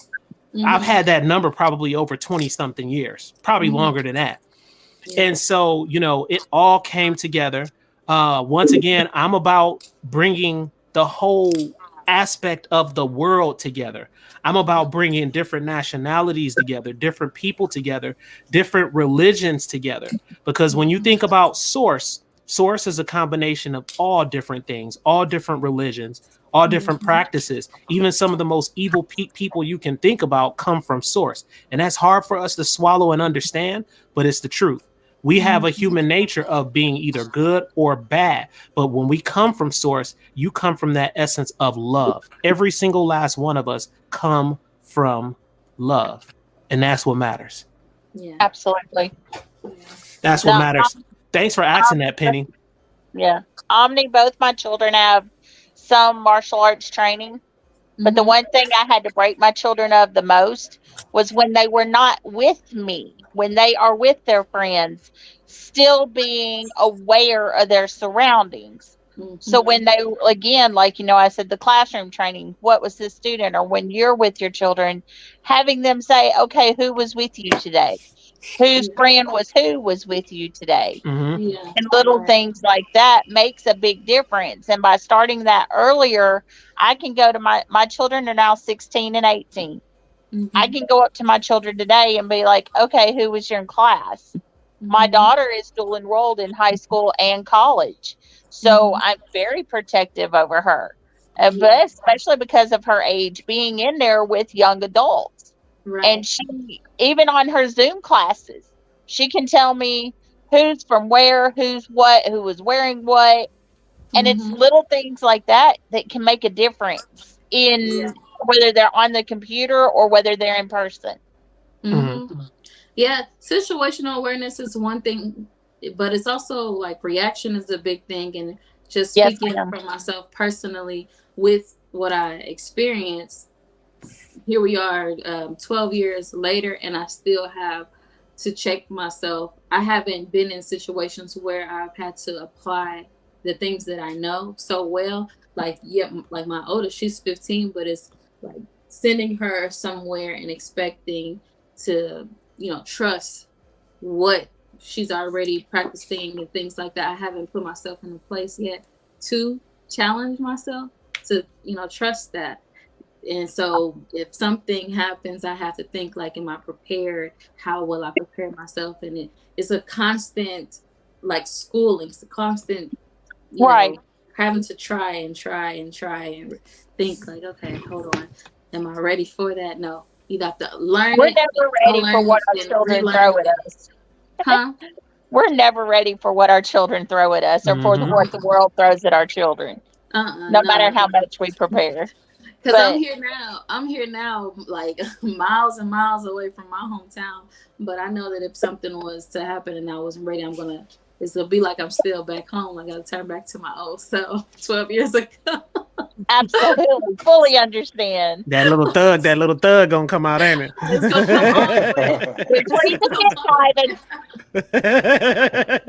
So I don't know. Boy, see, the kids don't know about that mama from back in the day, boy. They don't know about that. Let's not let the children know about that part of the mamas. Not until necessary. Right. You never get that thug out of you. Exactly. But that's a good thing, because that just keeps you tough. Well, so you're right, Armed and Broken. Sometimes you have to activate it. It's like Incredible Hulk, man. Yeah. Sometimes it needs to be activated to survive. Yeah. You know. You have to. Carbon Q know about that. I still let the kids know it was the best thing. Right. As soon as my son found out his mama was a little crazy, that was out of his mouth every time a situation happened with him. They'd be like, "Listen, my mother's crazy. Can you just stop?" Actually, it brings to mind whenever we went to Nigeria. So, Nigeria, as you know, like, okay, other third world countries are not well developed like here in the U.S. Mm-hmm. So, me using my wheelchair, there was a bit of, insecurities around that, and people afraid for me to go out by myself. And I just didn't see why they were just so in fear of me to go places or whatever. Because they thought they was gonna kidnap you, but that's all that they would keep. That's all they kept saying. So I've never experienced a sense of discrimination until I went there. Wow. Yeah, and I was with her too. Wow. I never felt that. I've never felt that. I don't know. And even if it was something here in the past that maybe somebody trying to be, prejudiced or discriminating against me being in a wheelchair, I didn't catch it. But when I was there, I caught it the most. And then I saw like the sense of immobility with the roads, and you got to use a car and the steps and all of these different things. You got to ask for help. You have to be vulnerable when you go to places, but then not just being vulnerable just to adapt, but then it's also a matter of, okay, who can I trust while I'm there? So now that was like 1,000. Like I actually don't have the sense of trust that I would have back in the States. So that's another area. That was another time in my life where situational awareness was like really important. It was really important. And now it's like to go somewhere, I'm sending her. I will send her. I'm sending her to go to like the market to go get this. And are they going to respect her? Are going to honor her? Are they going to is she going to be able to manage well without being in my sight? Right. Or am I going to have to turn up and go outside because there's somebody trying to take advantage or try to, do something to my daughter or try to play her because she don't know the language or something like that. I constantly had to check myself when it came to that. And that was one of the most trying times that I ever had to deal with, situational awareness and preparing. That was the one time that it was challenged the most. Not here.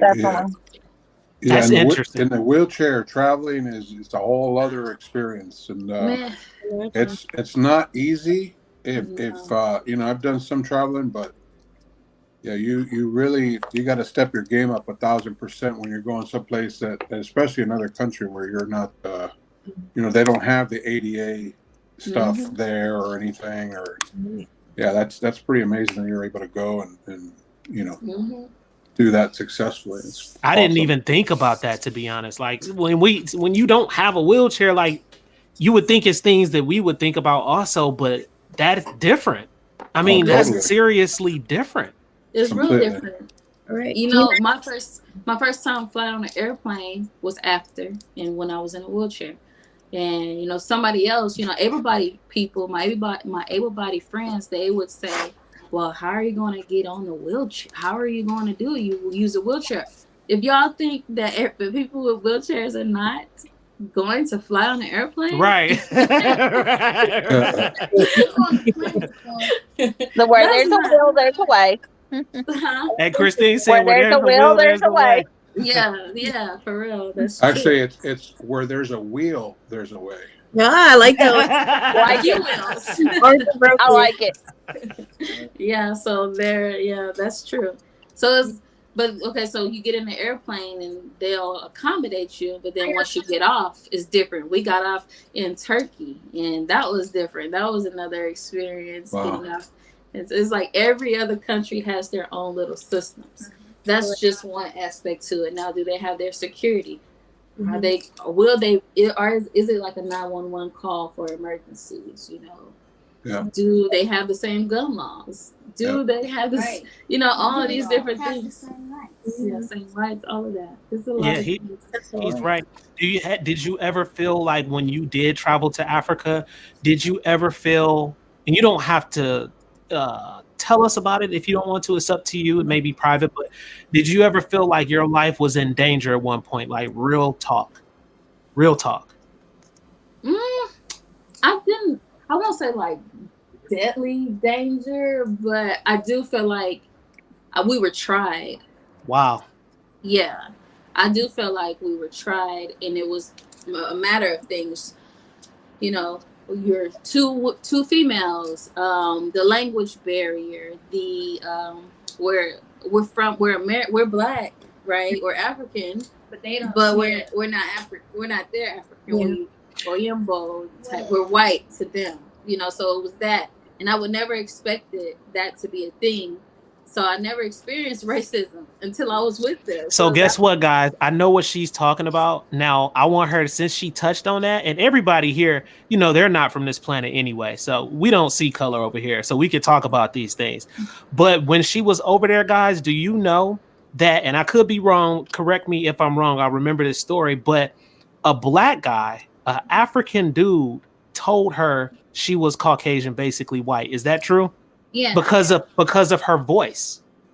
Yeah. Just because your voice don't mean you white. It's just But your skin color. But it's just like when the experience in my mind is like, oh, I'm returning to a place where it should be like the motherland. It should be like a welcoming embrace. No, that wasn't the case. Race was at play when I was there, and I'm not a racist person.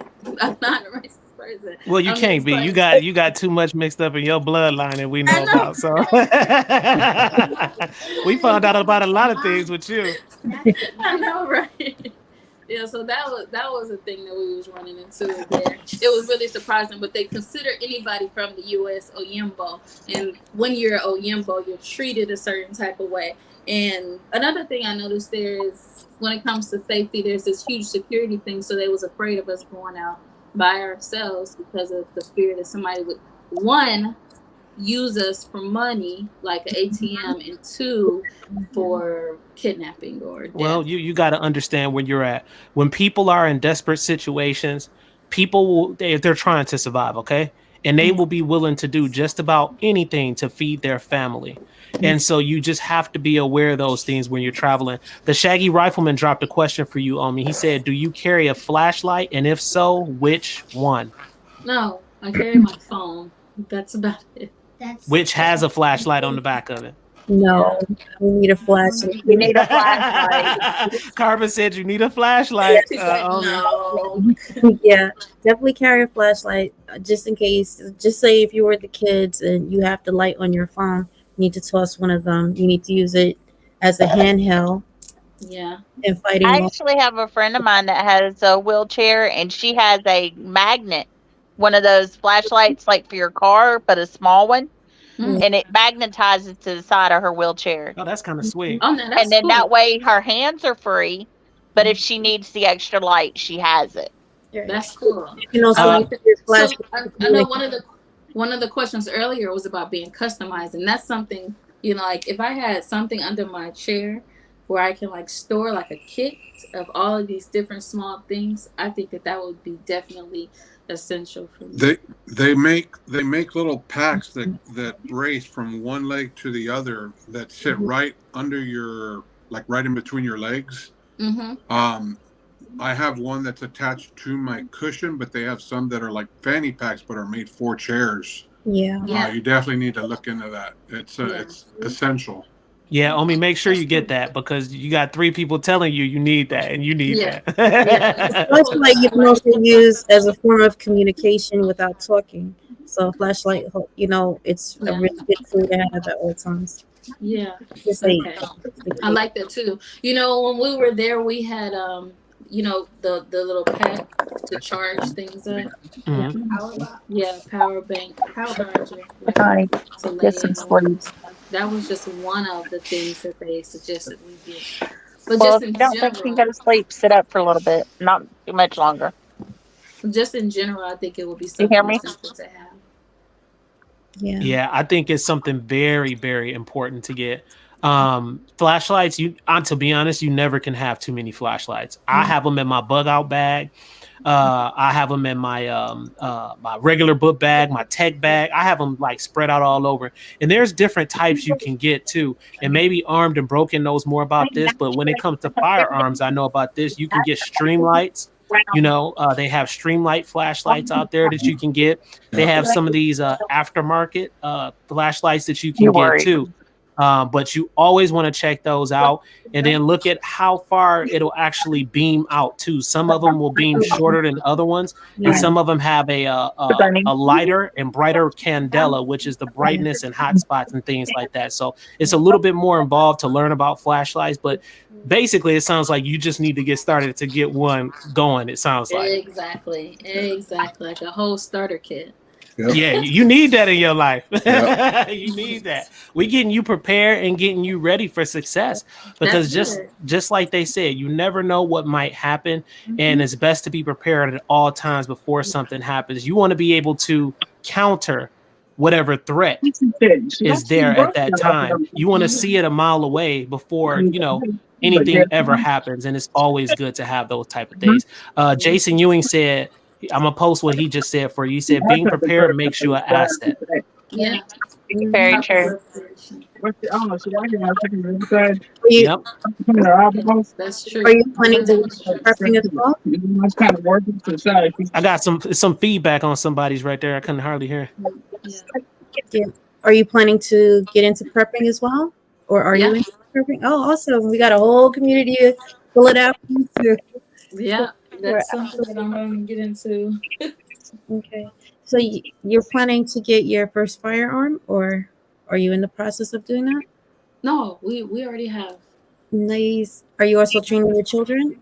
No, not yet. But like the last time we was gonna do that, we was visiting with our friend there, and ever since then we haven't attempted to do it. But we do plan on going to a gun range. I would And just share. recommend. Oh, I'm sorry. I was going to say I would recommend.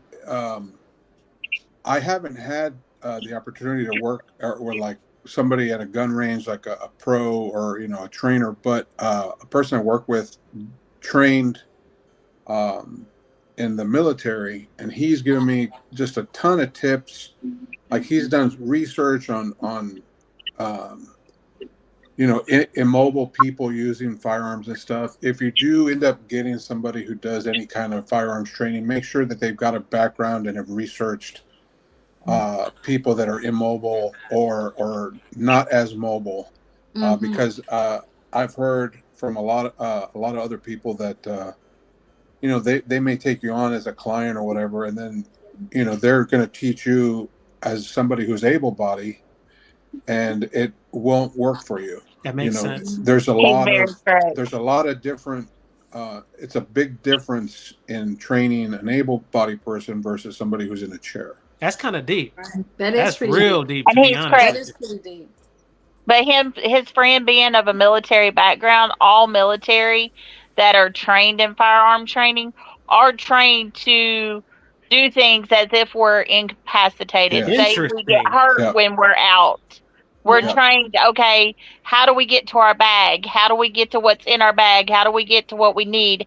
How do we make that emergency splint? I mean, we're actually trained. Like, they will actually tie our feet together and say, okay, get to that tree. They will actually do field work like that, and we have been trained like that. With me being Navy, I was trained as if on the flight line. Say I got harmed on the flight line and I had an arm injury or I had a leg injury. How do I get back on my ship? How do I get off my ship? How do I get to where I need to be? That is training that is done in all branches. That's nice. Yeah, that is amazing. And just to let you know, Omi, she is Navy.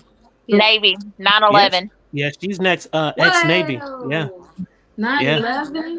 Yeah. Yes, ma'am. Wow. So you're getting some input from some heavy hitters here. I mean, you got Armed and Broken, you got Christine, you got Carbon Q. I mean, you have some people out in the chats. They support you too. They've been it's just been nothing but love out there in the And chats. Tennessee Goddess is an actual instructor as well. Yes, she When she is. was the one that was on here. Yeah. So these things that they're really like telling you are things that are very, very important. I think things you do a little, more research, and go ahead and execute as quick as possible, because it'll be one of those moments where something will happen, and then you'll say, "Dang, I remember this conversation. I wish I would have done it." Uh-huh. And when you're training your children, don't train. You can give them general training, but train them to their own strengths and to who they are and who they're with and who their friends are. Some of my children's friends are more knowledgeable. Some of their friends had never even held a pocket knife. Yep. So you got to look at not only your children when you're training your children, but who are they around when you're not there, so that they know how to conduct themselves. That's I like good. that. That's really very good information. Seriously. Yeah, and it actually brings me back to just home, right? Where some of us, where I grew up, the conversation about defense. Yeah, it was no conversation. And protection where I was, people were scared of guns where I was from. Yeah, it's like, you better fight back or I'm gonna beat your ass type of thing. If you come back and I hear you got beat up, I'm gonna beat you. Right. Agreed. I remember those conversations. Yeah. I'm gonna tell you, I'm gonna just be real with y'all. Like, where I'm from, my city, which is now considered a dilapidated city, it's trying to come back, but it's I don't know. But in my city, and I'll just tell you, Flint, Michigan, is one of the situations where the people that had guns were bad people. I kid you not. I don't remember hardly any good people except for my granddad and some other people that had their little firearms. Aside of that, I was thinking, oh, that's just granddad. He gonna have, some heat or something like that.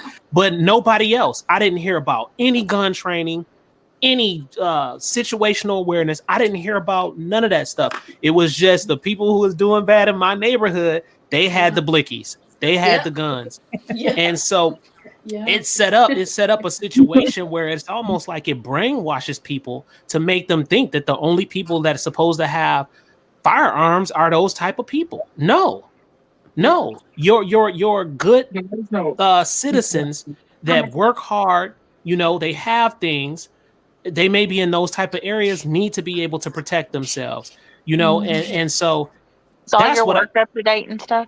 That's what I used to see. Schoolwork.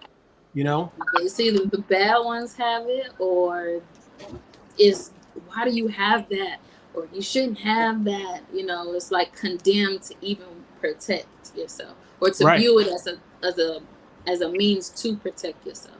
So the conversation just needs to be had more. And there needs to be a conversation around how it can protect you. Not that it just can kill somebody or harm somebody, but how it can protect you. Mhm. And the education, after you talk about how it can protect you, let's talk about the education, about the firearm, things about the firearm. What can this firearm do? How do you work that firearm, and then the next thing I would say, guys, is training. After you're talking about this stuff, let's go ahead and try to go out and execute it.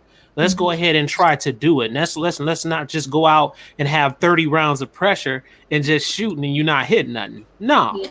We need to hit some stuff. We need to hit some targets and hit that bullseye or hit that metal. I want to hear that ping. So these are things that I think are crucially important, especially for some of the cities that are really, really bad out there and things of that nature. And I just feel for them because it's even tougher on them because their gun laws are even more stringent. So it's just bad situation. I know you mentioned in the past about that website that can inform people on the gun laws. Absolutely, yes, they have it with, and I'm not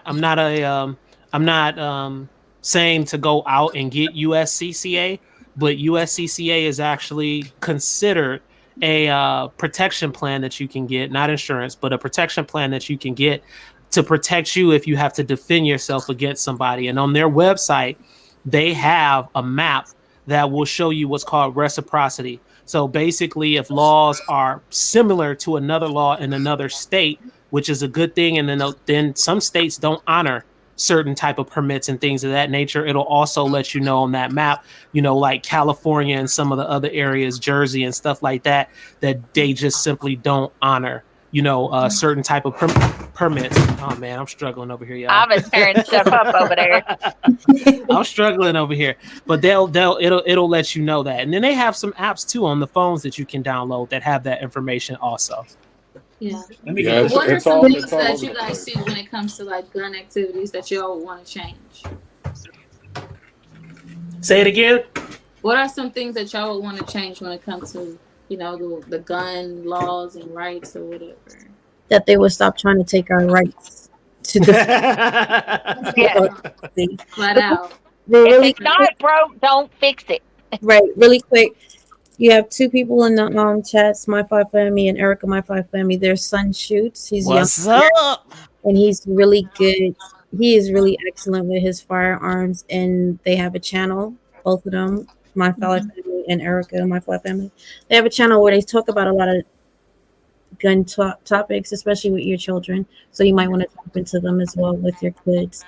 For And also sure. Bible Sisters. You might want to check them out as far as just dealing with the kids and firearms. Yeah, her son be out there slapping that metal, man, tearing it up. So that's a really, really How good old thing. is your son? He's 11. Their son Alex, young gunner, he's 11. Okay. But he's really, you gotta watch him. I'll drop it. I'll drop their channel in the thing so you can check them out. And he's young and he's very, and I don't want to say reliable, but responsible with his firearms and how he takes to shooting. So you might want to check them out. Okay. Yes. Now, as far as Omi, I have another question here, and then we'll start to wrap it up here, guys. And again, we appreciate every single last one of you guys coming through, everybody on the panel. Do you want to, Omi, do you want to share any social media platforms? And if people want to help support you, how could they do so? Wow. So for social media, we're really just focusing on YouTube. Fan base is another one that I'm working to build on. But how about when it comes to social media? If you guys She froze up, guys. want me to follow you guys, I will be happy. Wait, say that I said again. when We it didn't comes hear you. down to You social froze up. media. I said when it comes to social media, if you guys want me to follow you, then just mention me or something so I can go to your channel, especially if it's informative, like we've discussed. That's cool. I don't have anything besides YouTube that I'm really on right now that I really want to focus on. Okay. YouTube. Yeah. Did you want to go ahead and drop that YouTube form? Yeah. Okay. So go ahead and just type it up. Type up your YouTube channel, or either I can go to your channel real quick and then I can drop it in there if you want me to. excuse me, I would like to say something. Go ahead. So I have 2 channels. No, I have 3 channels. Except the one I don't really be on. I have TikTok and I have YouTube and Facebook. What are you doing on your TikTok? Basically, I dance and I basically do funny types of things. No, you did not. Yes, I do. And then I listen to music. Okay, what kind of music you like? Pretty much Everything. not everything.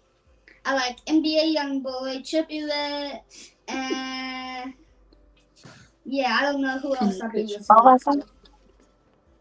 Okay, so whenever I click on you guys' name, it is asking me to report it and stuff. These are screenshotted. Okay, I'll let you work. I'm pulling up now to find your link for him, and I'm gonna go ahead and drop it real quick. Okay. Let's see. I'm looking at my favorites. Uh-huh. And, is it the wife of Umi? No. The I am Wealth and Riches channel. Top Gun.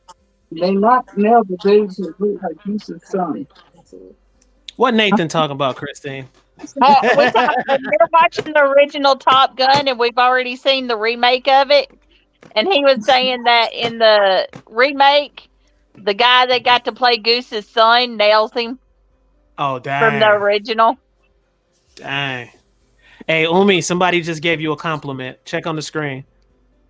The kiddos are awesome. That's Thank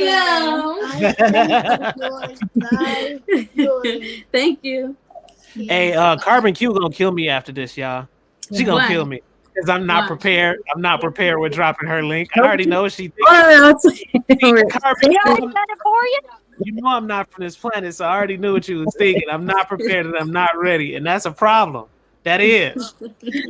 That's why you have your ladies on your live to help you back you up. See there. And I have one more thing to say about my channels. You're gonna be a president What's one that? day. You know that? You're gonna be a president. You just And my YouTube channel name is 7. My TikTok channel name is That Kid 7. See, he a salesman already, Seven's boy. pretty good with TikTok though. He posts all his homeschool, all his things that he learned. Like one of the books that he's reading is Rich Dad Poor Dad. And we might be working on publishing a book together because I do have a publishing business. So working on publishing books on being more informative, different things, coloring books, therapy. Okay, very good. Tell me what YouTube channel everybody can find you at. I am Wealth and Riches. Is it all separate words? No, it's all together. Like I am Wealth and Riches. I think I just shared. I'm about to post the link because I guess I didn't do it right. I'm gonna pull it up now. See if I can find it. Share. No, here it comes. Oh, I see it. Let me know if you want me to post it because I can. I got you. You doing it? Mm-hmm. Okay. There. You see all that independent woman stuff, you know? All that independent. I don't ever want to mislead anyone. I like help.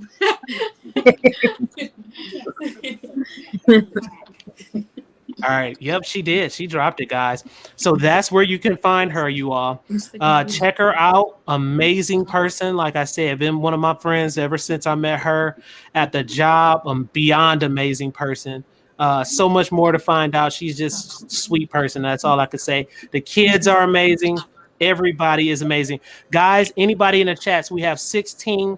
The numbers were all over the place tonight, but it's okay. We have 16 out there in the chats. Is there anybody that wants to ask her any questions before we close tonight? So if you have any questions in the chat, go ahead and drop it real quick right now for me. And I'm going to go ahead and post it up here for you, okay? See what they have here. Armed and Broken, do you drive? I do.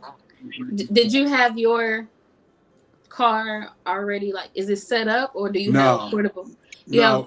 About 15 years ago when it happened, I had to lower my truck because I wasn't strong enough to get into it. But now I just drive a F-150 just regular height, and had the controls installed. I have a van also, like a regular van. It's that my wife uses, and they both have the controls in them. Okay, cool. Yeah, it's expensive to do, but if you look in for government grants and all sorts, there's all sorts of little things that are never advertised, but they're out there that can help you. Yeah, I need to wherever you're at. Yeah. Yeah, that's something. All right, there goes your first question. Thank you so much, Armed.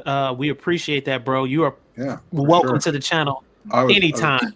Glad to be here. I like my steaks. Yeah, they gonna hit you with some. They gonna hit you with some questions on me. So get ready. So that's the first question. How you like your steaks? Barbecue? No, not barbecue. Maybe like. Nah, they talk about. I think he talking about how you like it cooked. I'm really picky. I just be cooking my own food. Well done, medium rare. Do you want to just bite it bloody like a little vampire? That I mean, no. It has to moo. I like it to be about to make Carmen throw up. Easy to process. Y'all about to make Carmen throw up. Easy to process. Which state are you in? California. Cali. Yeah, she's in Cali, guys. So she has a lot out here in the desert. Yeah, the gun laws are crazy out there too. No. Is it? Yeah. Very restrictive. Really? It is. Yeah, it's a little tougher when it comes to the gun laws and things like that out there. And Okay. Inform us, real quick. Well, California just changed some of their gun laws again. And the thing with California is once they'll pass one, you got to stay on top of it because they're reversing it like the next week. They're so back and forth. Yeah, and then another thing too, to elaborate too, also, I mean, you have magazine restrictions. Yeah. So they have 10-round magazine restrictions where you only can have 10 rounds of ammunition. I mean, here we can have 30 rounds. We can have 50 if we want here. But y'all restricted to 10 rounds. And a lot of people find that a big issue and a big problem. Because say, for instance, if you're in a shootout with somebody and somebody else is shooting, they may be shooting with a whole 50 rounds or 100 rounds. And you're trying to reload another 10, and risk getting hit or hurt or something like that. So that's one thing. Also, you guys have attachments, and I don't know what that attachment is called, but it's some kind of fan-looking thing on the ARs that you guys have to have connected also on your firearms. And I forget for what reason. Somebody drop it in the comments why they have to have that. It's like a little fish fan-looking thing on the ARs that you have to have out there too for whatever reason. I guess they classify it as a certain firearm. The reason why you have to have that. Somebody has feedback. It's hard to. A lot of feedback. I think that's Christine. That's my kid, and that's my youngest and my husband talking. Okay.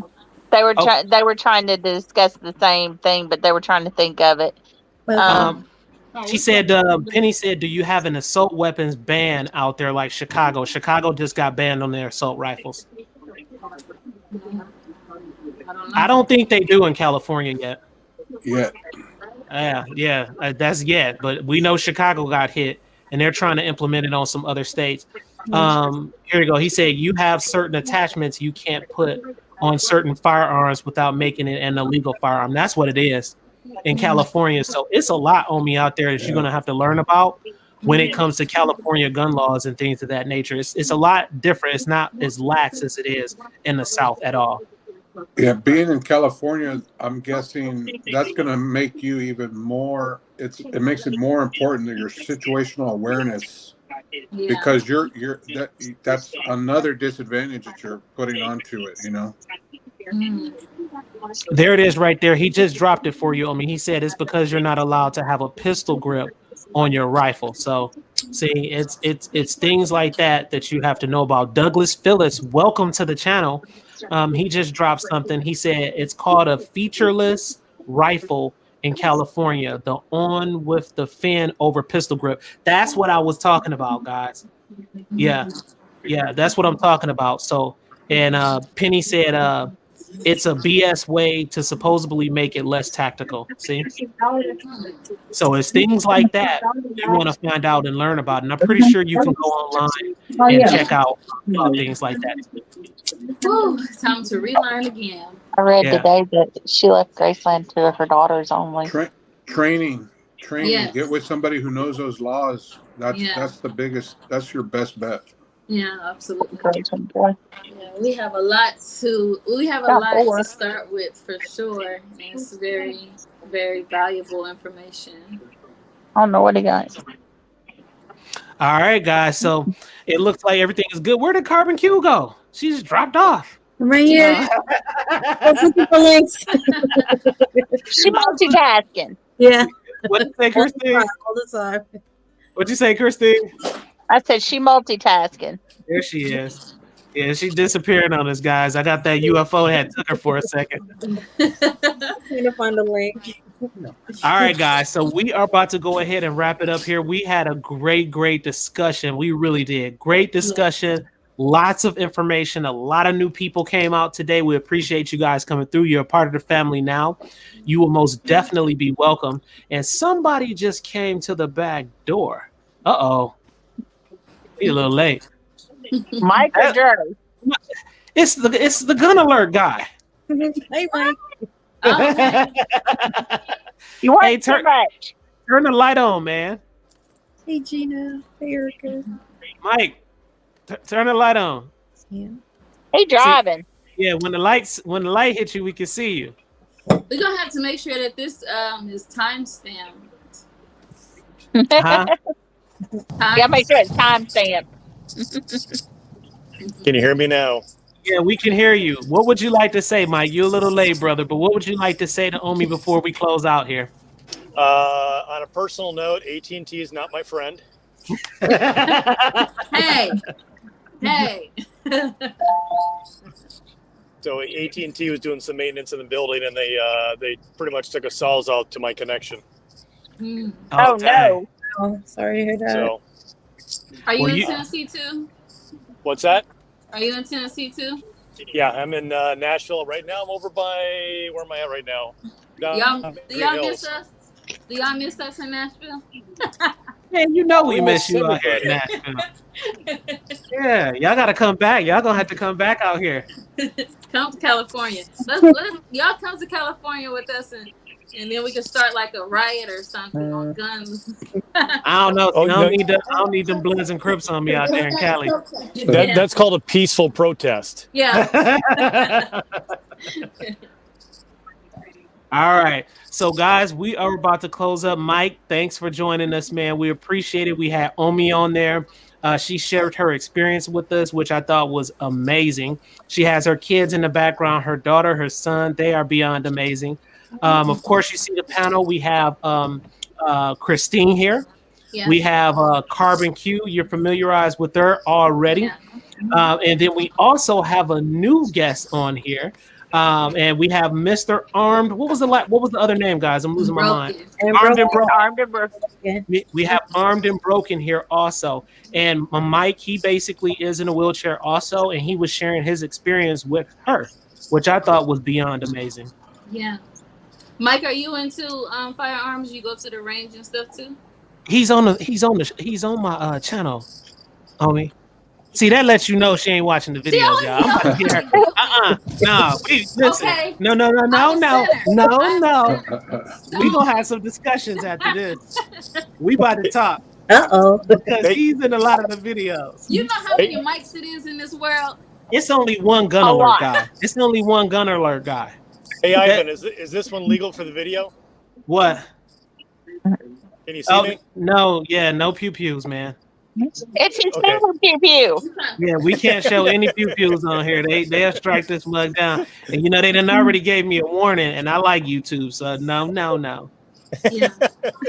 Mike coming on here on some gangs and stuff. Yeah, see, Mike be riding around like a tank. That's what I'm saying. Right. You see him. He's just like a normal little regular everyday guy. No. I need to get this book. My biggest suggestion before I jump off here: choose a day and just you and your child, one child, go and do what's best for that child. When you're training them for their awareness and for their gun training and everything, do it with the individual child, not as all your children together, and then do some with the children together.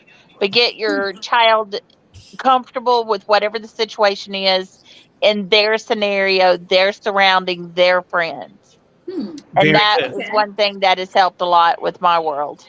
No, that's some good information. And then also, guys, the Shaggy Rifleman wants me to show you guys this. So he said, Ivan, don't forget to Ivan, you're going to have to get it together. I think you need to go back to sleep, I my don't know. friend. I think I got 3 times his charm, Ivan. What do you got in that water bottle, Ivan? I'm leaving that thing down there, but the Shaggy Rifleman wants me to show y'all this. And it's He got pretty something other than water in that water bottle is what it is. it's pretty interesting, guys. So he has a freezer full of full of food, it looks like right there. Can y'all see it? Looks good. Did he hunt it Now, himself? that's what I was about to say. Is that something you hunt and you put in the freezer? Now that right there will impress me big time if that was a hunt. Shaggy. Now, what a lot of my friends have done in my town is we have a animal people or a cattle barn, and you can buy the cattle from them and have it processed and everything. And sometimes people go in half or quarters or whatever, and that's how a lot of people have been doing their beef in my area of Tennessee. It's cheaper than doing it at the grocery store. Absolutely. The last time we did it, it came out to like $1.78 a pound when it was all said and done. Wow. That is. That's pretty amazing. What you up there laughing at, Carbon? Stop playing. I know. She's up here laughing at me, y'all. She laughing at me. All I'm right, here you're struggling. laughing at me. Penny Pinches would be like a bull in a china shop. With all them animals. Love it. I know recently there was this rise on the price of eggs in California. How much Oh, is they it? lowered the price here. They had went up to $8 here. Now they back down to $4.50 for 12. I was like, thank you, man. Yeah, it was like $24 out here. What? 2 4 24? Yeah, like 2 4 24. Who was that dropped off? Was it I did Christine? not eat eggs that much, but golly, I reckon you hear this? Wow. Yeah, that was Christine. You know, you hear this? Wow. what? Shaggy Rifleman just said 2K pounds of beef. No, we don't hunt per se, but we bought it directly from a farm. Wow. Yeah. Okay. That's what's up. All Way right, to go. guys. Yes. Well, we appreciate you guys coming in. Let's see. He says, oh, we have our own chickens, our own eggs free. Wow. We know how to hunt chickens. We know how to get them together. That's good though. That is good. All right, guys. So I'm going to go ahead on the panel. I'm going to go ahead and go with the closing. I always like to do this just to, go through each individual person and see if you have anything to say before we close out. Go ahead real quick for me, Carbon Q, and you start first. I'm so sorry. I was stuck on the $24. I didn't hear anything. Excuse me. I Carbon will show This is not a hair show. I know, but still. Make sure you edit that part out because Seth's doing too much. All right, go ahead, Carbon. Carbon Q. You'll find me on any on Instagram or YouTube under Carbon Q. Same thing. Okay. Why carbon? Real quick. It's a long story. It's the end of the show. But we'll chop it up. Okay. All right. Thank you. And soon to be You know Rumble, what? right? It's so nice to meet you. You too. And right. Whole And family. soon to be Rumble, right, Carbon? Pardon? And soon to be Rumble, right? Right. Yes. You, that's who I have to get on Rumble. Yeah, you do, Carbon. You'll be I think I'm very gonna get on Rumble. everybody, because see, Rumble is not like YouTube, guys. Like, you can really post more things that YouTube will frown upon, and Rumble deals with it over there. That's what's pretty amazing. Are y'all on Twitter? I hate Twitter. Now. No, I'm not a Twitter guy. No, I did like my TikTok, but then They they hated on you. hated on me, man. Got rid of me, man. I was right. He was right because he predicted it. Mike did. Really? Yeah, and I was getting down. Numbers was looking excellent over there, but it just went to what over there. It's Mike, all good. anything you have to say before we end this live tonight? He said that 6 times. 2 things. One, if anybody's on TikTok, get rid of it. Make it go bye-bye. Get it off any device that you have. If you're going to have it, get a device specifically for it that you'd have no personal information on in any way, shape, or form. That is how bad TikTok is. Oh, IT security analyst hat off. I apologize, guys, for missing everything here. I'm going to go back and watch it. I guess, quick question. Where in Africa did you go visit? Nigeria. The last Oh, my country. Where at? Lagos and Ibadan, Ogun State. I lived on Victoria Island for 2 years. Ah, that's so nice. You go to Banana Island too? Yes. That's nice. Yeah. Dude, that's more of the better areas to go to. Yeah, she was expecting a totally different experience, Mike, and she got flipped upside down when she went out there. It's all good though, because I was ready. There you go. There you go. Stay ready. It's a little different experience than what you had from what I had. And I'll be honest and explain what it is. I'm a white dude in an African country. I stick out like a sore thumb. Did you think he was a missionary? No, I was not a missionary. I'm an IT consultant by day, and I was actually starting and running an IT consulting shop over there. And I was down in Port Harcourt. So. Oh yeah, I like Port Harcourt too. Oh my God, I don't. I like it, the ocean and stuff. That's why I like it. I've been to Port Harcourt 3 times. The very first time I went over there was to Port Harcourt. The second time I was down there for about 90 minutes before I got kidnapped. Kidnapped? Yes. Oh wow. Oh wow.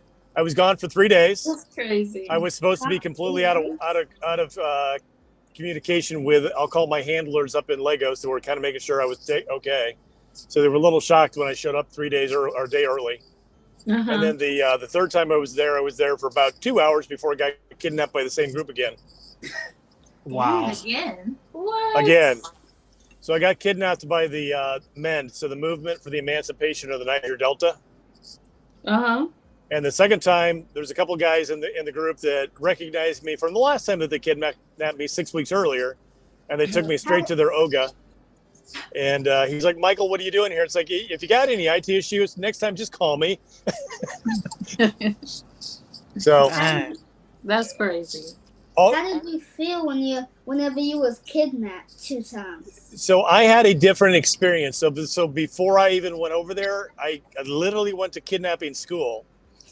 And so I was schooled and trained on how to what to expect and what to do. So it was a very calm situation on my part. And even though I had bodyguards, I basically took and did this and had them put their arms down because we were outnumbered. So it wasn't worth anybody's life at that point. And it was just me and protocols. And I wouldn't call it process and procedure, but everything that had happened up to that point was regular, per se. People disappear, they get a negotiation, they get their bribe, they get the ransom money, and you get let go. So I didn't go. Get money out of us. Yeah, they didn't get any money out of me either because I didn't have my K&R insurance yet. What's good, everyone? K&R, kidnap and ransom. Right. So that way, if they can't negotiate a release, then they send in some really big, bad, ugly dudes to go get me with force. That's crazy. Armed and broken, we appreciate you coming through, brother. We really do. I wanted you to basically say something before you had left, but he had a bad connection, guys. So really, really, we appreciate you coming through, Armed and Broken. And I believe you have created an alliance with Omi right now. So that's a really, really good thing, guys. Other than that, guys, we appreciate you coming through. But guess what? Guess what? What? Guess what I like to do? Yes. He likes to sing a song before we end this. Was it? I love you. You love me. Yeah, boy. Good gossip. We in here, guys. Hey, we turning out tonight. We had a good session. Omi Lade, we appreciate you coming through. We really do. Family, we love y'all. All love from us to y'all. If y'all have any questions, all you have to do is get in contact with us, okay? We're there for the support. They're there to help you guys out. Gun Gossip, 8 p.m. Sunday night, Central Time. It's going down. Boy, stop playing. We in here. We in here. All right. Two hands on the wheel. There you go. There you go. There you go. All right, guys. We out of here. We appreciate y'all coming through. And they still hanging out there, guys. We still got 11 people still hanging in. I probably stopped it too early. Carmen gonna cuss me out again. I'm sorry, guys. I'm out, y'all. Y'all hang on.